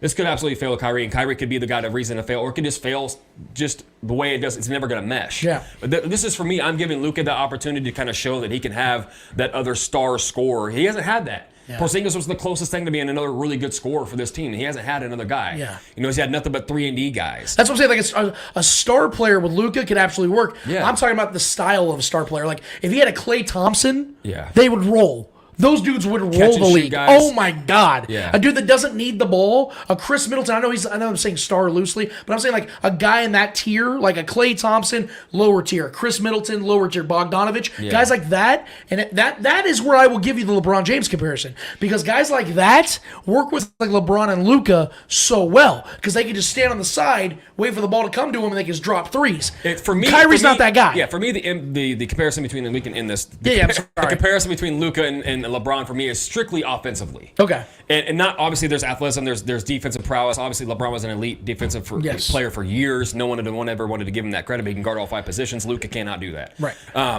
But I say, as far as the impact offensively and creating shots for other guys, demanding double, triple teams at times, and Luka being the better three-point shooter in my mind.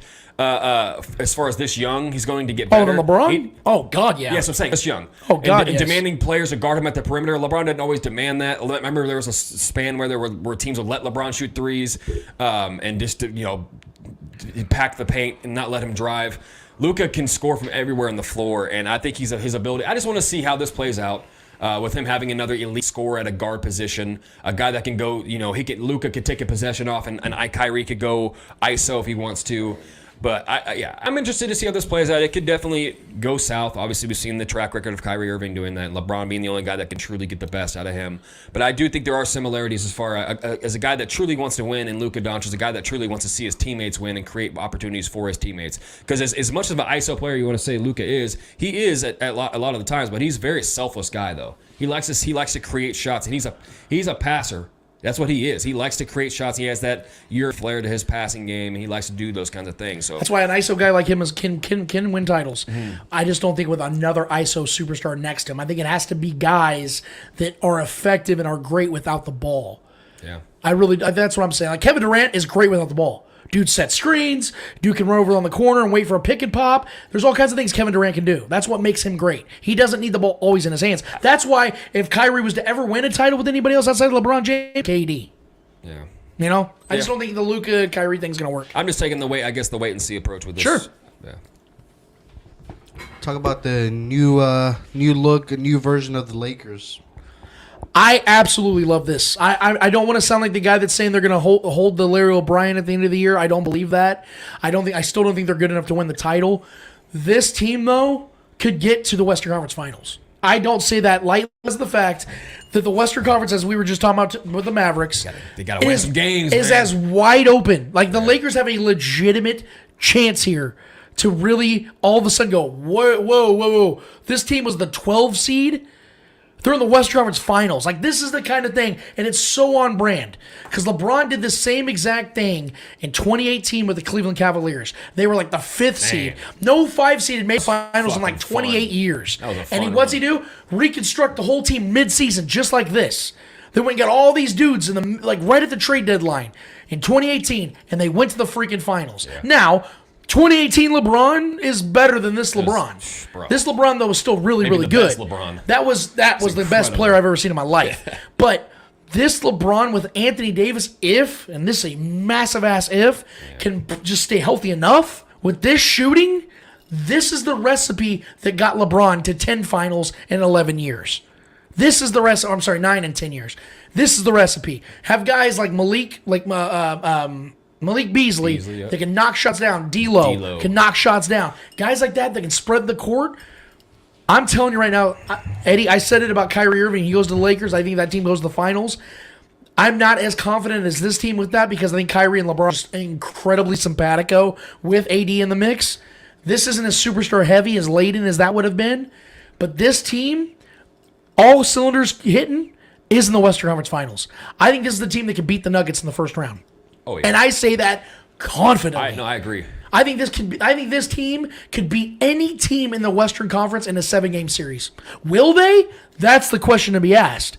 But I do think they could beat any team in the Western Conference. That's a mixture of what this team can do and what they're capable of, and what the Western Conference is that's currently static. It is not good enough to say that LeBron James can't make a run. Because as we know anything, he's the most successful player in playoff history when it comes to individuality. I can see this team making a run. Yeah, and if the Lakers got to win games first of all. Yes, and they have been 3-0. It's a tight race right now, but they gotta win some games. But from what I saw, and I watched the debut of these guys at D'Lo and Malik Beasley, who I think might be the best pickup. I think as crazy as that sounds, because D'Lo is an incredibly gifted isolation offensive scorer, a guy that can just go get a bucket at any. Somebody they needed. They needed an ISO guy that can score from any point on the floor. Yeah. Is a deadly scorer. He's always has been. He's been a confident cat since he was young, and he's matured a lot over the years. So I love that pickup. And I think Malik Beasley, he's a LeBron kind of guy. He's the catch and shoot, the 3-and-D kind of guy that I've always thrived in LeBron James' led offense. So the Shane Battiers, guys like that. Those kind of guys are just thriving in the system. And he was on fire the other night when they won that game against the Golden State Warriors. So if they can get this chemistry down, Hachimura was kind of fitting into that system a little more. Now that he's kind of been around a little bit longer, and getting him going is good too. He's a good mid-range shooter, a good guy that can get to the bucket, very versatile player. And then Vanderbilt obviously was another really good pickup for them as well, man. A 3-and-D guy that can shoot the 3 and is long and tall. Mo Bamba, a good rim protector, a guy that can also shoot the 3 at his size, as crazy enough as that is too. Some little bit of AD security there, I think. Safety blanket there for just in case AD does miss a little bit more time, which is possible. But Mo Bamba is a very versatile big, a good defender as well. So I think they got the good depth in this in these moves, and I think they speed too. D'Lo and guys like Malik Beasley can run the floor really, really well, push the offensive pace, and I saw that against the Warriors this recent game. So that's a big deal.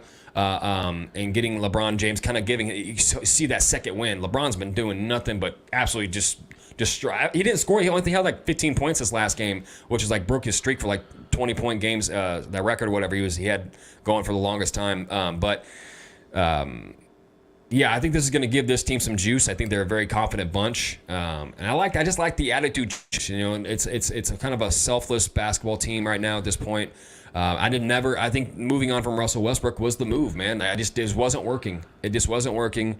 Him and LeBron James games just did not mesh, and him running the second core off the bench just wasn't working either.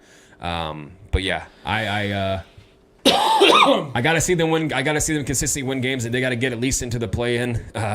But I will say though, man, if they're the last seed in the playoffs and they do meet the 1 seed, which is most likely going to be the Nuggets, I'm putting my money in the Lakers. I've seen too much of the Nuggets, and I've seen too much of LeBron James in the postseason to know what goes on. And one game is one game in the regular season, whatever, it doesn't matter. A 5 to 7 game series, that's a whole other thing. You got to face LeBron James that many times in a row. Good luck.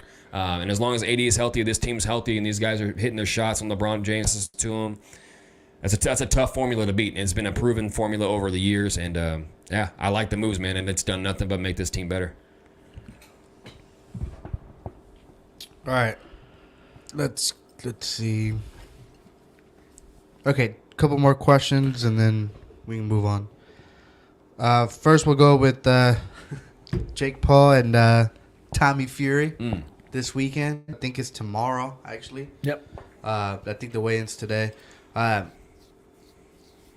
he's fighting a real boxer. Thoughts? And now Jake Paul's going to lose for the first time in his career. I'm sorry. I'm going to stand until I've said this, and I've been very fair to Jake Paul. I've said all along that I will gladly anoint this man as a legitimate boxer, a legit threat for a title, if he can actually go in there and beat people that are of the ilk. He's yet to do that. Has he beaten names? Sure. A lot of old, has-been, broke down MMA fighters, celebrities, fun stuff. Real cute. It's been entertaining. Now you're fighting somebody that has been born into this shit. I'm not saying that Tommy Fury's some badass. I'm not saying that he's some guy that you're going to have to pay attention to for the next 10 years as a legitimate title. What I am saying, though, is this guy has actually been born and bred into the world of boxing. This is somebody that's going to come in here and know what the hell he's doing. Who's also the same age as Jake Paul, I might add. Not 15 years older than him. That hasn't, had 39, 40 bouts before fighting Jake Paul for a nice payday. This isn't a YouTube experiment. And unless this fight's fixed, Fury's going to win this fight. I'm not saying that he's going to knock him out. I'm not saying he's going to dominate him. What I am going to say, though, is this is going to be the toughest challenge of Jake Paul's career, and it's going to really show if he can withstand what an actual legitimate boxer can do. And I don't think he can right now, but I'm willing to be proven wrong. But I'm taking Tommy Fury, and I'm taking him very confidently. Yeah, I never bet against Jake Paul in these fights. I haven't yet until now. This one feels like this is going to be the biggest challenge. Not only the biggest challenge, but I just a better fighter is Tommy Fury. I mean, he comes from a boxing family. They breed these guys. This is what they do. This one just feels a little different as far as how this is going into this fight with Jake Paul and his mannerisms and the way he's holding himself. This one just feels a little different. I think he's a little more nervous about this one, and as he should be. I mean, this is going to be the best pure boxer he's fought. The only pure boxer. So yeah. I mean, a lot of the guys he's fought have had boxing backgrounds, and they were good fighters in their category as far as mixed martial arts and things like that. But yeah, Tommy Fury is a legitimate boxer. We could talk about the competition that Tommy Fury has beaten in his career so far too. But those guys were all boxers. Those guys that he beat that were not so good record-wise were all boxers. You know what I mean? They're all guys that were actually in that sport, and that they did was they were boxers. Jake Paul hasn't fought anybody like that yet. So Tommy Fury is a legitimately skilled boxer. You can go watch his tape. You can go watch his fights. Granted, you can talk about, like I said, the competition he's faced. That doesn't really matter to me as much. His competition completely outweighs Jake Paul's. This is what I'm saying. So, and I'm not, and that's not to listen. And I know Jake Paul is fucking annoying, and I kind of like it because it's fun and it's entertaining. And he's annoying. He's a YouTuber, Disney kid. Just annoying in itself to see him just kind of do whatever he wants and just kind of, he's so rich and wealthy, he can just decide to become a boxer and have the best training guys that he wants. That's annoying sometimes. It is what it is, but he is what he is, and he's an athlete. I will give him and his brother both are really good athletes. Those guys train hard. Their guys are in incredible shape.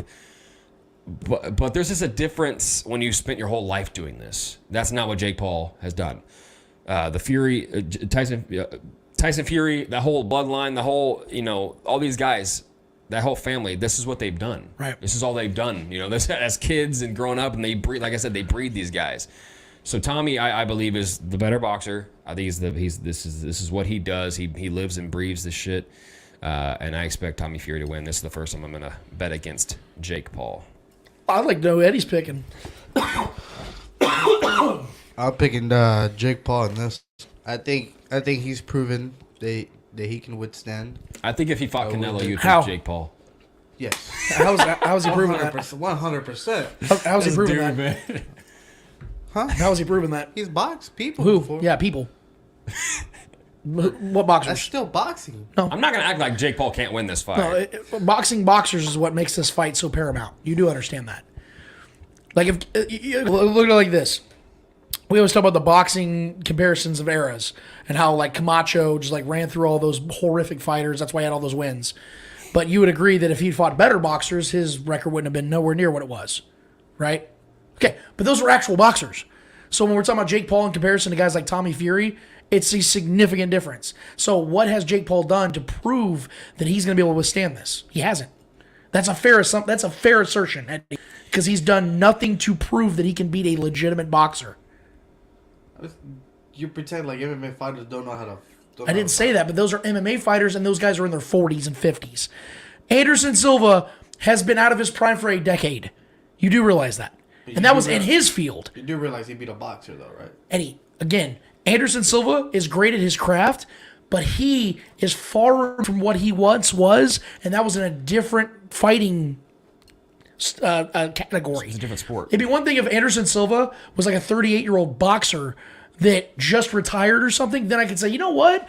That Jake Paul, him beating Anderson Silva, that actually... Even Mike Tyson. You put Mike Tyson in that ring, I'm taking Mike Tyson all day, even as old as he is. I'm picking him to beat Jake Oh, are you fucking kidding? That's Of course I would, yes. So, like... Can you imagine Jake Paul taking a punch from Mike Tyson? Oh. Probably fucking... It would kill him, dude. Like he's Mike Tyson never, is still a killer, bro. Woodley was on his way out already in MMA. He lost like 3 of his last 4 fights, even more than that, I think.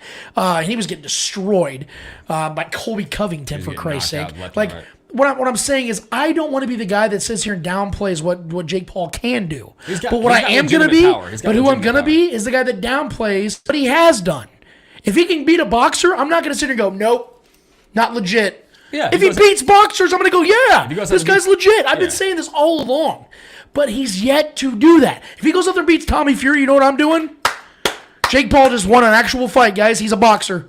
He's not a boxer yet because he has not beaten boxers. I can go outside right now and get in a fight with a bunch of dudes. I'm not Jorge Masvidal. Jorge Masvidal became Jorge Masvidal because he worked his way from the streets to the MMA.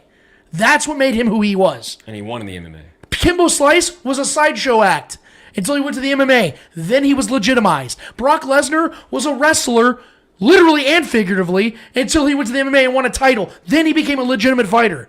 Jake Paul has to beat legitimate boxers to become a legitimate boxer. So this is his chance. If you're picking Jake Paul, he's legitimizing himself. All right. 100%. Kind of hope we watch this together. That'd be kind of nice, Eddie. Gonna knock him out. Yeah, Sunday's tomorrow night, baby. Knock him out. Knock him out. Yeah. Oh, hell yeah. Shit, Okay. let's go. Hell yeah. Clip. I'm not going to lie, bro. Clip. Jake Paul has legitimate boxing knockout power, though. Yes. His power is legit. I won't argue with that. That dude can throw him. He's got some pent-up rage in there from the Disney days. Let's see when he hits Tommy and Tommy keeps coming at him, because that's not something he's faced yet. Well, Tommy's when he's hitting people with those cement bricks, they're like, oh fuck, and they like fall back. If Tommy keeps coming, like fuck, dude, and then guys like power punchers like Jake start to wear down. This is why I think it's a bad matchup for him, because Tommy's way more skilled. Tommy's going to be able to keep his distance and bob and weave. And he has knockout power. Yeah, that's another thing you got to remember. He can catch Jake Paul just easily. We've yet to see Jake Paul take a massive punch from a knockout artist. In mine. Yeah. He was the closest to was Anderson Silva, and Anderson Silva's never been a knockout guy. Exactly. Well, he was, but it was against guys that were like 185 pounds, and this was in the MMA again in like 2009, 2010. Yeah. Like this was a lifetime ago. Jake Paul wasn't even on YouTube yet at that time. Yeah. All right. UFC 285. There's two championship fights in this card. The first is the women's flyweight division with Valentina Shevchenko, who I believe is a champion, fighting Alexa Grasso. Hopefully you guys made study a little bit of UFC. Yeah. So, yeah. Well, see, okay, so Shevchenko, that's how you say her name, right? Shevchenko is the better fighter in this fight, my opinion. I don't even know. Have you seen the odds on these yet? Mm-mm. So I know Shevchenko has 23 wins to 3 losses. Grasso has 15 wins to 3 losses. So Shevchenko has been more of the experienced fighter. She also has a little bit of a reach advantage. She is 5 years older, but they're almost the exact same size in height and weight. So this fight is, I would say, about as even as it gets for a woman's fight in this category. What's her name called out Shevchenko, whoever won this fight. I remember she said that in the last card last week. But I'm going to go with experience in this one. I think Shevchenko's ability to own the octagon, she's very good at ground control. I think that her ability to create on the ground, be able to land significant strikes. I think her last 2 fights, she won by TKO, if I'm not mistaken. I think that Shevchenko is the more proven commodity at this point, even though Grasso, like I said, only has 3 losses, 15 wins. I think that she's going to be the one that advances. And if I'm not mistaken, she has the belt, right? Shevchenko is a -625. Good God. So yeah, I'm gonna take Shevchenko. Needless to say, I'm taking. I was already gonna take her. I didn't know the odds though. Yeah. I'm gonna take Shevchenko and I'm gonna take her comfortably. Yeah. Alexa Grasso is a hell of a fighter, though, man. She's been one that's kind of been up and coming. You know, the Italian native, and just the. But I just think match. We all know matchups make fights, man. Yeah. And this is gonna be a good matchup. I do think they're both good strikers. They're both good on the ground. Yeah, this is even as any Shevchenko fight's been in a while. Yeah, but I think this is where experience kind of comes into play here too. And then you got to take out the champ. You know what I mean? And that's just how it always is. You can't let this go to the judges. If she wants to win, she needs to submit her or possibly knock her out, which is not something we see often in female fights, and not a lot of knockouts just because of a power difference there. But if she wants to win, she's gonna have to make it an overwhelming strike difference, overwhelming significant strike difference, overwhelming control time difference, takedowns, etc. To take out the champ. And I'm telling you, man, them Shevs and the Maevs. There's just men or women, the Shevs and the Maevs, bro. They're different. So a minus 625 is a pretty hefty favorite. So if you want to make some money, Bet on the loser. Bet on Grasso. That's plus 450, bro. You could damn near double your money, or more than double your money. Excuse me. That's some good money there. Even if you put 50 down, make some decent bank there. So, I'm picking Shev here. I always go pretty much with the Shevs and Maevs any chance I get. So I'm going with the champ here. Not a question for me, man. Then we're going John Bon Jones versus Suragon.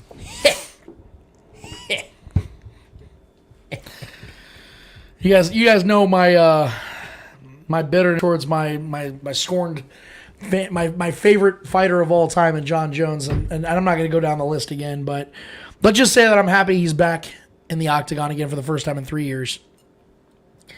I would have loved to see what he could have done in these last 3 years, but he's back. Ciryl Gane at 11-1 is taking on Bones Jones, who's never had a legitimate loss in his career. He had that one disqualification. I think he poked somebody in the eye years and years early into his career and got a disqualification. But he's never actually lost. Man. He's actually he should be 26, 27-0.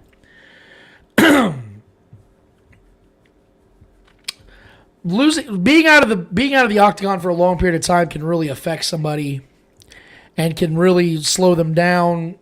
Make them the inferior fighter. Staying in the ring like Ciryl Gane has, fighting the best of the best continuously.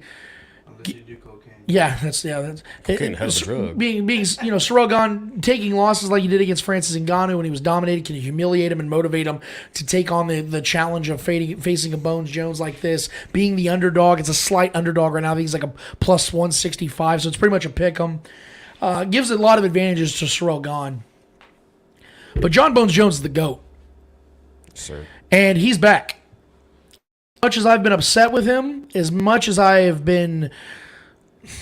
I'm never going to get over what he's done and how he's wasted so much of his career, which is the greatest career in the history of the UFC. I would be a fool to pick against him until he shows me that he no longer has it. Has he wasted it? Yep. But do I think it's still there for him to access when he needs it? Yep. Which is why he's going to beat Ciryl Gane. He's going to beat him by unanimous decision. This is going to go to the distance. This is going to test John because John's going to have to take on I think he has to up his weight by 40 pounds because he's usually around like 205, 210. He's a light heavyweight. And Ciryl's like 245, 250. That boy can move. Man. And he's athletic as hell. He's got great kicks. But John Bones Jones does not have a single weakness in his fighting style and his approach. All the weapons capable. And I think John Bones Jones has the motivating factor in place of, I'm going to show the world what I once was and what I still am. Because I do think a lot of the young blood, like new UFC fans kind of forgot who, or maybe don't even know what Bones Jones was 10 years ago. But they're about to find out. I think Bones is going to come in here and really even shock me. A guy that's watched every single fight of his career. He's going to go in here and beat an 11-1 fighter by unanimous decision. I think he's going to outstrike Ciryl Gane. I think he's going to have more takedowns. I think he's going to have zero. I think he's going to be taken down 0 times. I don't think Ciryl Gane's going to get any true big-time hits on him. Could we see some rust? Maybe. But Bones Jones is the best who's ever done it. He's going to show the world that again. I'm picking Bones Jones by unanimous decision. Yeah, he's been out of the game for a while, but he hasn't been entirely out of the game. This guy has been, if anybody follows John Jones on social media over the years, he's been out, as I have. This guy has been in the lab. This guy's honestly been preparing for Francis Ngannou, so he's been putting on nothing but muscle mass, and he's been strength training, and he's been cage fighting and training with his crew in the lab. This guy stays active. This guy has not stopped since he hasn't been in the actual UFC fighting. But the guy has done nothing but work and work and work.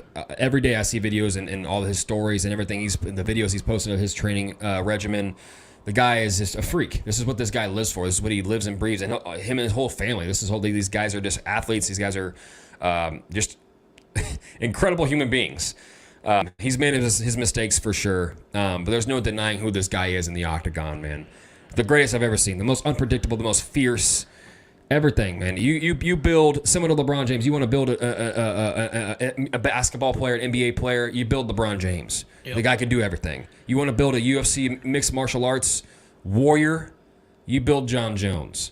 The guy's length, the guy's strength, the guy's ability, his speed, his defense, everything about this guy is just the epitome of what it is, of what this sport is and what it embodies. So I think this fight is going to be decided by a TKO. I don't think it's going to go the distance. I think this fight will be stopped in favor of John Jones. Ciryl Gane is an absolute stud. I'm actually a big Ciryl Gane fan. I enjoy him. I like him. He's fun to watch. Guy has massive knockout power. Has incredible combinations with throwing kicks and then immediately following up with a haymaker. Is able to take people down. Is good on the ground as well. Heavy, big guy, can dominate. But this is John Jones, man. This is, like Lance said, this is the greatest to ever do it, pound for pound for sure. So I'm picking John Jones in this as well. He's not a massive favorite. He is a minus 165, which is a decent favorite, which is a pretty normal favorite. But he's not a massive favorite. I mean, so this is a fight going in. I think the bettors are looking at it as a pretty good matchup, which it is. Skill set wise, for sure it is. These guys both can throw and mix up things and both can knock each other out for sure. But John Jones is just not a guy that gets roughed up much. He's very good at avoiding hits, and Ciryl Gane likes to knock guys out, likes to get them roughed up, likes to get them down on the ground, and all of those things work in the favor of John Jones because that's what he wants you to do. If you're going to be the aggressor and you're going to come at John Jones, you're going to lose. Yep. And that's what Ciryl Gane likes to do. This is why Gustafsson was such a tough matchup for John Jones, because he had a similar skill set to John Jones as far as what they want the opponent to do. They both were sizing each other up the whole time and trading blows, countering each other's hits. That's what made that matchup so incredible. But Ciryl Gane's going to want to go out there and try to knock out John Jones. He's going to want to try to take down John Jones. He's not going to be able to do either one of those. And John Jones is going to effectively counter all those things. He might get him here and there. He might get him phased a little bit a couple times. That's just my respect for Ciryl Gane. But John Jones is going to win this fight by TKO. Nice. Also got John Jones winning. Nice. Last question. I know we kind of talked about it last week, but we really didn't focus on like what could happen. What do you see happening? And that's EB to the Commanders. What does this mean for the Commanders going forward? What does EB bring to the Commanders that they don't have right now? Well, the best offensive coordinator they've had since Kyle Shanahan. That's what it means.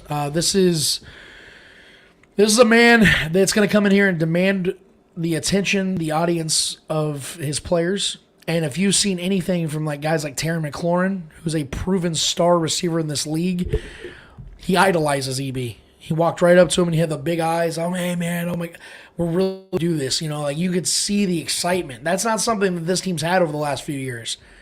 EB's demanding. He has a presence to him, and this is why it was always so confusing when people tried to theorize that he can't interview well. If anything we know about Eric Bieniemy is this man can articulate a thought. This man can tell you how he feels, and you understand exactly where he stands. So I never bought that notion. I never bought that theory. And again, I think that what he's bringing is conviction. He's bringing integrity. He's bringing substance to this Commanders team. Could they still be a bad offense? Yeah. But I don't think they're going to be. I think that he's going to get the most out of whoever the quarterback is. And I think because of the natural talent they have on offense, I think you're going to see an upswing for their offense. Those running backs for sure. And I think Eric Bieniemy is finally going to start getting the respect he's been long overdue to get. I understand that having Andy Reid and Patrick Mahomes on your team can help, negate what you've done as an OC, but we can't forget, and nor can we downplay what he did for the previous 5 years before Patrick Mahomes got there, and that was help improve the livelihood and career of Jamal Charles, Kareem Hunt, Spencer Ware, and all those other running backs that had success here in Kansas City in those previous 5 seasons. That was Eric Bieniemy doing. So he's bringing a lot to that team, and I hope that Commanders fans are excited because they should be. Well, and the way he addressed the Shady McCoy comments, which were absolute nonsense, he was just salty as shit.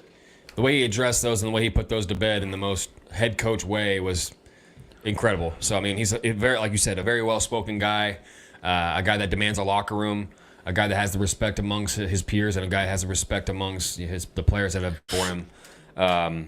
Couldn't be happier for him. I do like the fact that it's being called an assistant head coach position alongside the OC. So it's like a little bit more. It's more than a lateral move. So I'm hoping this gives him the trajectory to becoming head coach within the next couple coming seasons.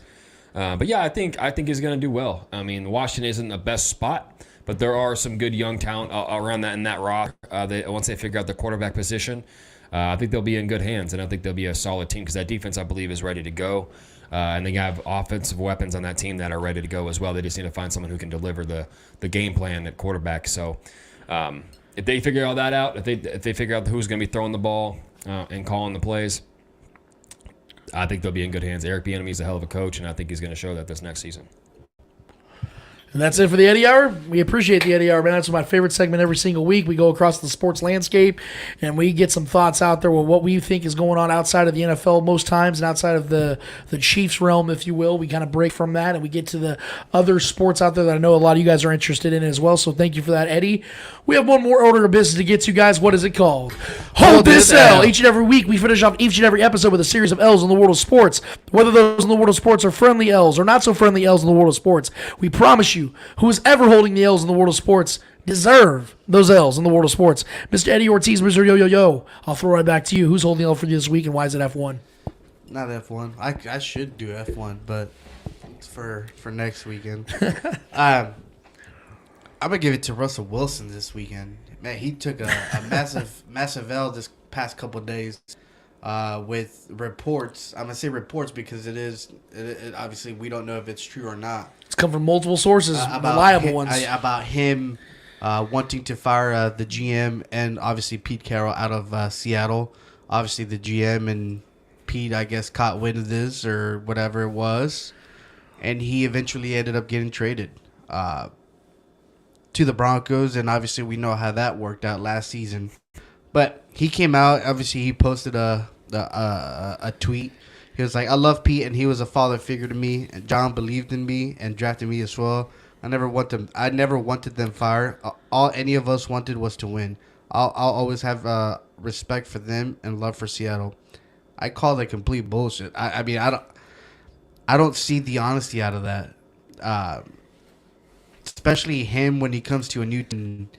Not only, I guess you could say, demands an office right next to the head coaches or whatever, to the coaches up in the second floor as to what reports are saying.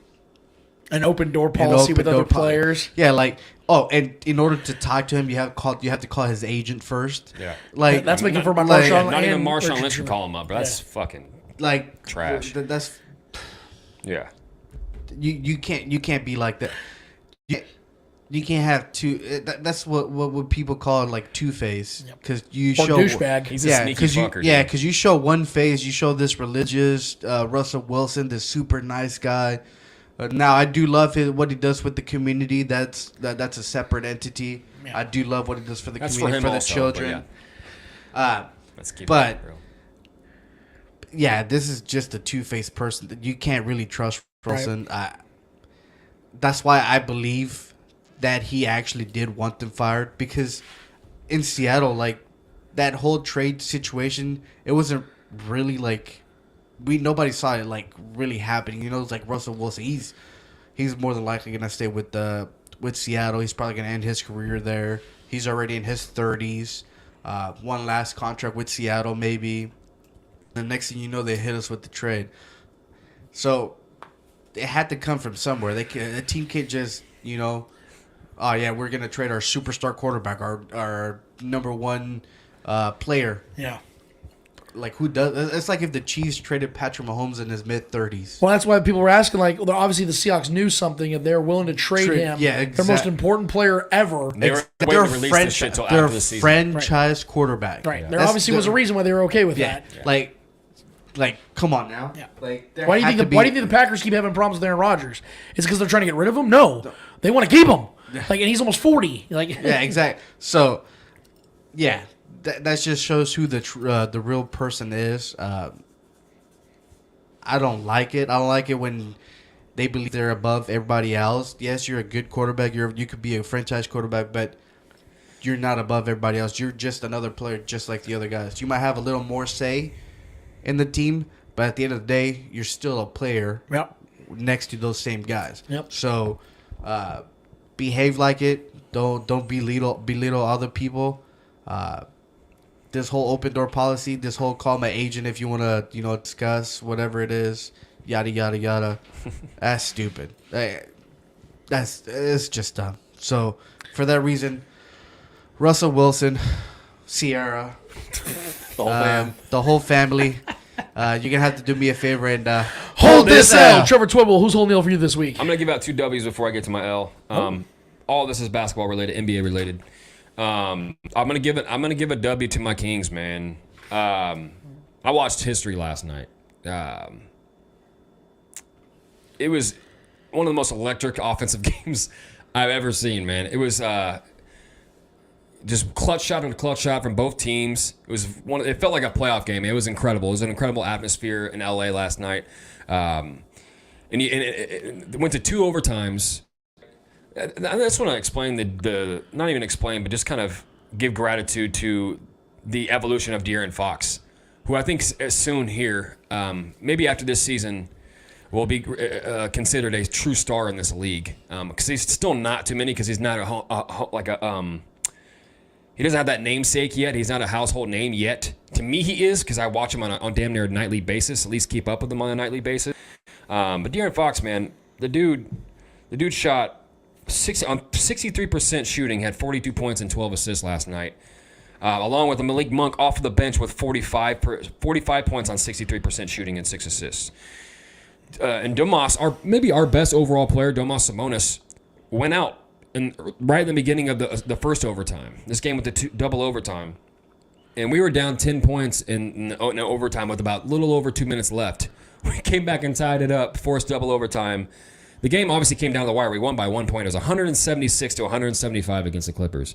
The Clippers were giving us everything. Kawhi had maybe his best game of the year against the Kings, and we still overcame it. Russ had 14 assists in his debut, still overcame it. Paul George had about, I think, almost 30 points, still overcame that.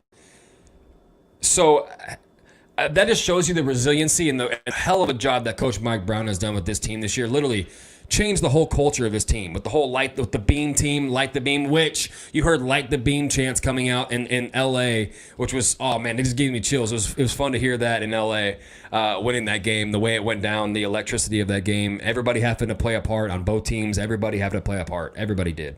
Rotational guys, everybody. It was just an absolutely incredible, fun game to watch. One of the best games I've ever seen. 176 175. So I just want to give kudos to them. They are literally only 1 game behind the Grizzlies now for the 2nd seed in the West. That's incredible, man. These guys were hoping to make a chance at the play-in last year. Now they're arguably going to be the 2nd seed within a couple days. So that's just crazy to me. And I'm stoked for this team. I'm stoked on this Kings team. I love them very much. I don't expect a lot in the postseason. This is a step in the right direction for these young guys, because De'Aaron Fox is still very much a young guy. So kudos to them, man. That was a fun game last night, and they got the dub. The second W I want to give to is Mac McClung. I don't know if you guys watched that dunking contest. The dunking contest has been an absolute joke for a long time now. Mac McClung, an unsung hero. Unclung hero. Yeah, exactly. A guy that is not actually in the league. He's been in and out of G League. A guy that's technically a part of the Philadelphia 76ers. Was a highlight reel in high school and college. The guy has just been an absolute freak athlete for his size. He looks like he's 12 years old still. But he absolutely went out there and dominated the dunking contest. Yep. It wasn't even close. I mean, a lot of Troy Murphy was doing some cool things, but the things he was doing with the 720 dunk and all these things, and the tap, taking the catch in the backboard and then reverse dunking it, all these things this guy was doing, it felt like a throwback. And man. every single one of his dunks Nailed him. were the first one. Nailed him, He bro. never messed up on a dunk. You can tell this dude's just putting in his time. And like saying, the size difference between him and all the other guys, he's like at least He's 4 or 6 5 foot? inches shorter. He's like than all 6 foot, 6'1", yeah. His vertical's wild, man. And like, not to bring race into it, but a small white dude Yeah. coming out of the G League. Woody Harrelson's like, yeah, white We've never man, seen baby, this. can We've jump. never seen this before. Yeah. White was Aaron Gordon. You know what I mean? I'm saying that's the most 7 foot mixed guy. That's the lightest complexion 7 dude we've foot seen out there mixed and go guy. dominate a dunking contest. And even that dunking contest, we had Zach LaVine, who was obviously That dominating was as well. that was the last great dunk That was contest. incredible. Yeah. But Mac McClung out here went absolutely stole the whole show of the weekend. He absolutely stole the whole show of the weekend, bro. Yep. And it was cool to see all Giannis and all these guys in the sidelines and all these other star players in the league, Tata and all these guys out there just like with their phones out, just freaking out with how he. It's just cool to see him get that recognition because he tapped the backboard and reversed it, and then the 720. That was just unreal, dude. What he was doing, his size and it was just a cool story. He's probably never going to be a legitimate player in this league. He probably never will because I don't think he's that good of a player overall as far as in and out. He might become a rotational guy. That might give him that recognition to give him that chance. But I just want to give him his flowers, man. That was fun to watch. He actually made it fun again. He absolutely stole the show. So I just wanted to give Mac McClung that moment there. The guy's awesome. And my L, ironically enough, is going to go to the NBA All-Star game because that might have been the worst part of the entire weekend. It's an absolute joke at this point, guys. Like, it really, really is. Even Coach Malone was the coach and part of this game and the coach for the West. Even he said that was the worst game I've ever been a part of. Like, I appreciate that honesty. And even Jaylen Brown coming out and talking about how it's an overglorified layup drill. That's all this is. And I agree, man. And this was the lowest viewed in like 30 years. Yeah. Lowest viewed All-Star game. So it's become an absolute joke. I didn't watch it at all. Watched clips of it, and it's just boring. I know the guys are out there having fun, but like as far as a product for the fans to go out and witness and pay a lot of money to go to, bro, it's just not fun. Yeah, like it's just not the good. era with like Kobe and Shaq, and although they still tried playing basketball, like they still defended and Nick broke this down though perfectly as to why that is the case though. Sure, It's the fact that, and you're about to pull that down, Eddie. It's the fact that that back then players were judged differently. Mm-hmm. You weren't like, well, it doesn't matter how good you were, you didn't win a title. Like now everything's just about the end game. Now everything's about just getting a championship in order for you to become one of the greats. They changed it to like whoever gets to 135 points or something like that 180, first. 184. Oh, yeah, something like that. Yeah, so that's why they changed it. Whoever Right. gets there first wins. So the dynamics have changed. That's why games like this just have lessened in value because no one pays. The players don't care about it as much because it doesn't matter anymore. Well, I get it too. At the same time, if you get injured in the All-Star game, playing hard and playing legit like competitive basketball, and you get hurt, that's an L. Yeah, the money's it's an L in itself. gone way up too, for sure. But I think they need a similar to what the NFL is doing with the flag football, which is a cool attempt. It still wasn't great either. It was entertaining, but it still wasn't great. like a 3-on-3 or something. Yes, I don't know, man. Something like and I missed the big three. Remember that? That was fun. That was a pretty. Yeah, Ice Cube was doing a good. fun. Well, I missed that. COVID kind of put a nail in that coffin. But they could bring it back. I loved Possibly. it. That was fun. Seeing those old heads out there competing. How would you fix the All-Star game? That's not. I'm not paid to think about that. I don't think there really is a way. Yeah, but it is cool. Like for fans, it's more. It's a culture thing. Yeah, Like it's becoming incentivize it, like- Comic-Con for fans. I just think that the game was great at one time because back then the culture was you don't have to win rings to be considered the greatest of all time. Because Jordan, not to go on that tangent here, but after his third championship, they built him a statue outside of the arena. Shit, I forget the name. American Airlines, whatever it's called, American Airlines, but the center outside of Chicago that said the best there ever was, the best there ever will be. Yeah, and that was after he won 3 titles. So back then, players were judged differently. It became the Skip Bayless generation of sports media that started putting the emphasis on you have to win X amount of championships to be considered this. So that became everyone's focus. That's why KD went to the Warriors. That's why LeBron went to the Heat. Well, that's why all these all the pressures on them, how many championships you can win. Yeah, the goalpost moved with LeBron James. Back then, like I said, Michael Jordan won his rings. Kobe won his rings. Yep. Karl Malone never won his rings. Charles Barkley never won his rings. But all those guys were like peers. Yep. They're all compared to each other like that based on what they did. That's why if we can get back to a time like that, which is not going to happen, but if we get back to a time like that, then we can start seeing better All-Star games. It's just not going to happen, though. It's culture. So it just wasn't. The product's bad right now. And the views are going down. So if the views go down, the money starts going down. The NBA is going to have to wake up and try to do something else. Right. I'm pretty sure you say it won't change. I think they will have to. They're going to have to figure out something else. No, I'm saying it won't change as currently formatted. Oh yeah, it can't change. The format's got to change though. Yeah, they'll have to adapt. Yeah, because if you start, the dollar signs is everything, man. If the product starts going down and people aren't watching, the views are horrible in this year. So maybe it could have been that it was in Utah, which is not like a big, a sexy city. I don't know. I don't think the location as far as TV numbers matters really that much, but. Yeah, they've got to figure out something. They've got to change. But as far as the product is now and the format that it's in right now is terrible. So for that, NBA All-Star Weekend, for the most part, outside of McClung, do me a solid favor and hold this L. I hate hypocrites.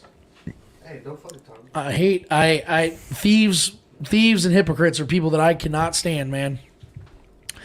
Emmanuel Acho is a hypocrite.